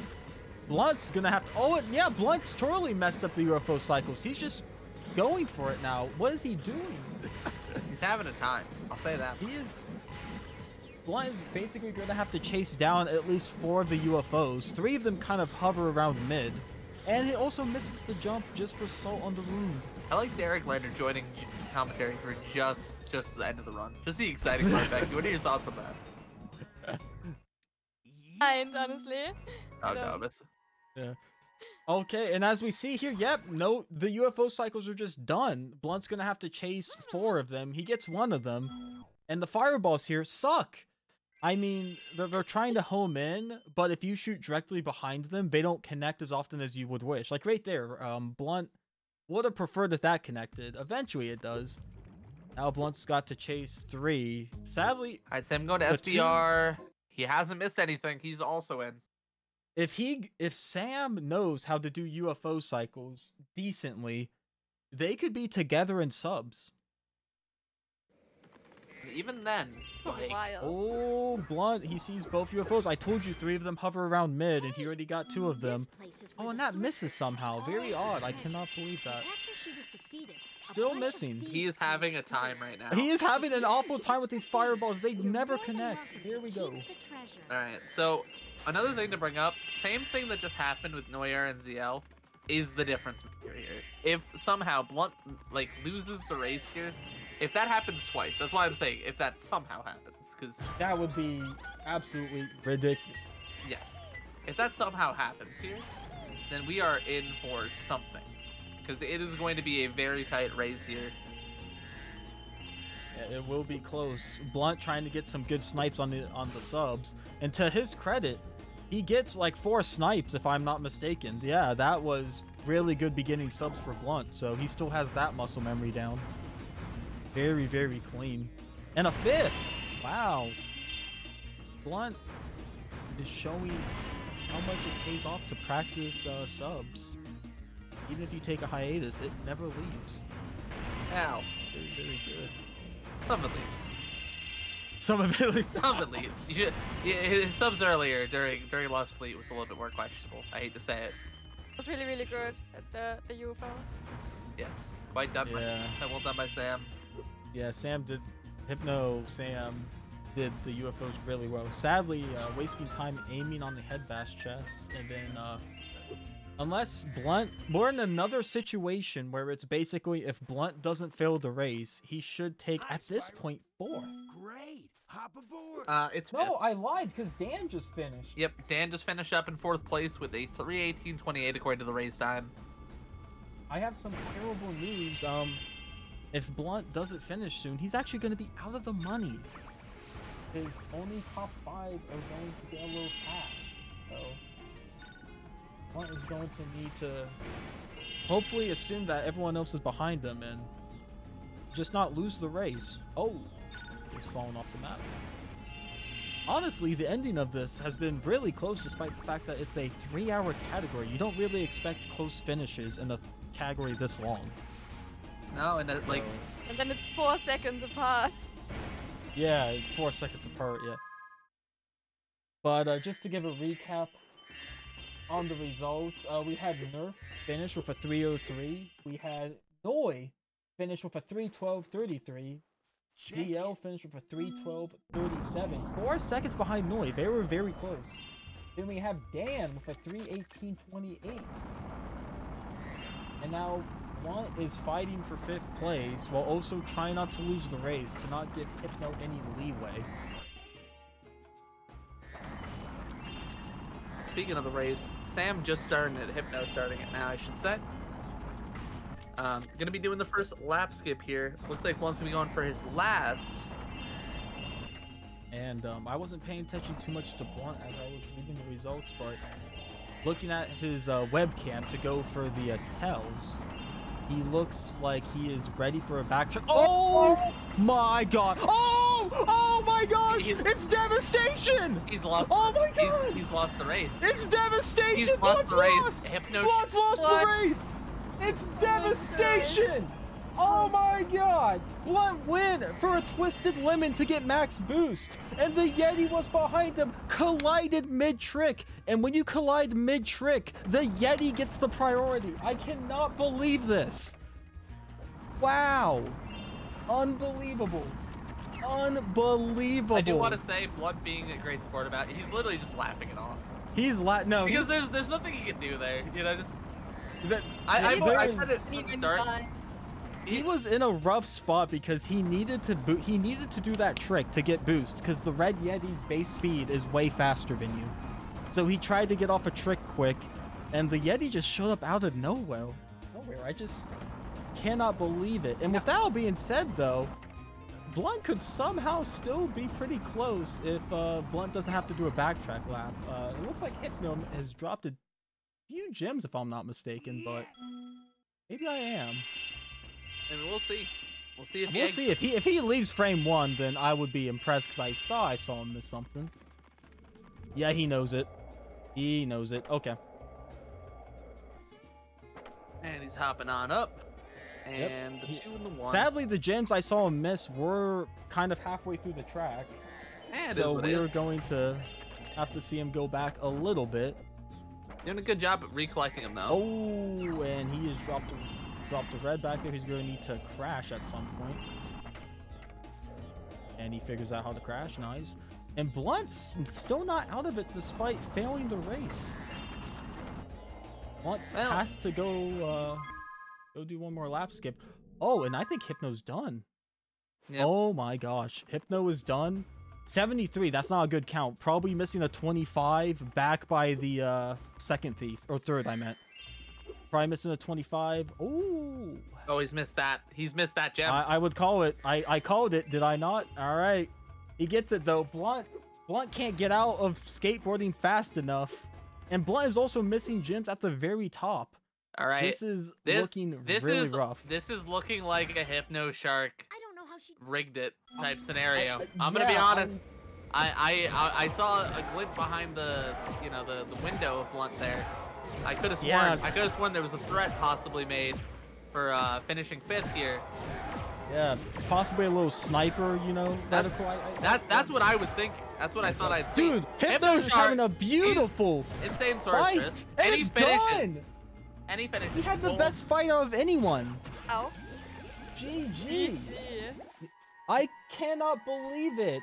Blunt has been sniped by Hypno, or better yet, sniped by the Red Yeti. And that's our top 5 with Nerf finishing 1st, Noyar finishing 2nd, Zach in 3rd, Dan in 4th, and Hypno in 5th with Blumpos looking to make his... Blunt is missing 100 gems somewhere. I don't know exactly where these gems could be. Maybe miss a thief. Flying around everywhere. Possibly a thief. Like, a thief would carry... Yep, there he is. Good call, Dylan. A thief would carry around 150. You were on the money. Hey, you know me. They call me Money Dylan. Or One Bill Dill. Yep. Yeah, those thieves carry 150. Just a little Spyro trivia for you guys. Yeah. And now Blunt will be finishing up. Blunt, a great sport. Not running to rage quit. Not running to do anything else. But just have a smile on his face and have fun. I hope he keeps going for it, for the fun. For the fans, give us a UFO skip. For the fans. For the fans. Absolutely. Yeah, we haven't seen that one yet, so that would be cool. How many lives does he have? I said 17, keep going. Come on, Blood Bows. Come on. 7, yeah. Ah, he's crashed, yes! Yes, He's for the crashed. fans, Blood! This might be the first time I've heard someone excited that someone else has crashed. No, I meant his UFO. Yeah, that... I'm Most just, people would not be excited about that. no, I'm just, cool. He's doing it for the right reasons. He's doing it for the people back home. For the people back home. Honestly, nothing but respect. Ah, he's giving up. Yeah, He's giving up on the people. Alright, Gonna be finishing up with respect. sorcerers here. Once, he crashed again on purpose. He started. He was like, "Nah, I want a UFO proxy." Yes. He doesn't care anymore. He knows what he needs to do. He knows what he wants. He knows what he wants. I can respect that. Also, Oh man, he's having a time with it. In all actuality, folks, if you haven't seen this proxy before, it's one of the hardest, I would say, in the game. it's one of the hardest for all the wrong reasons. It's not super input heavy, it's super positional heavy. Yeah. The position you need to get Spyro is stupid precise, but once you do get that position, you just have to hold square. Yep. It's really not difficult once you can get that. It's just, you know, we're not robots. We can't be that precise most days. And Blunt Bows finishes secure in 6th place. He's popping off. He's having a time. He's popping off. Look at that. Look at him pop off.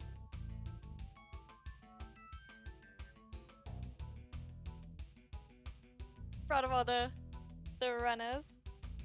Yeah, Proud that of was an awesome race. That was an Below insane 330. race. Noi and Zachary Lawrence were close. And then, not something we'd expect, Blunt Bows and Hypno were close. And That Hypno just- actually being faster than Blunt. Yeah, no, Hip, that's insane. That's not so, if you ask me what I would have put on my my calendar for today, it would not be that. Yeah. It would not be that, honestly. I would have to agree. All right.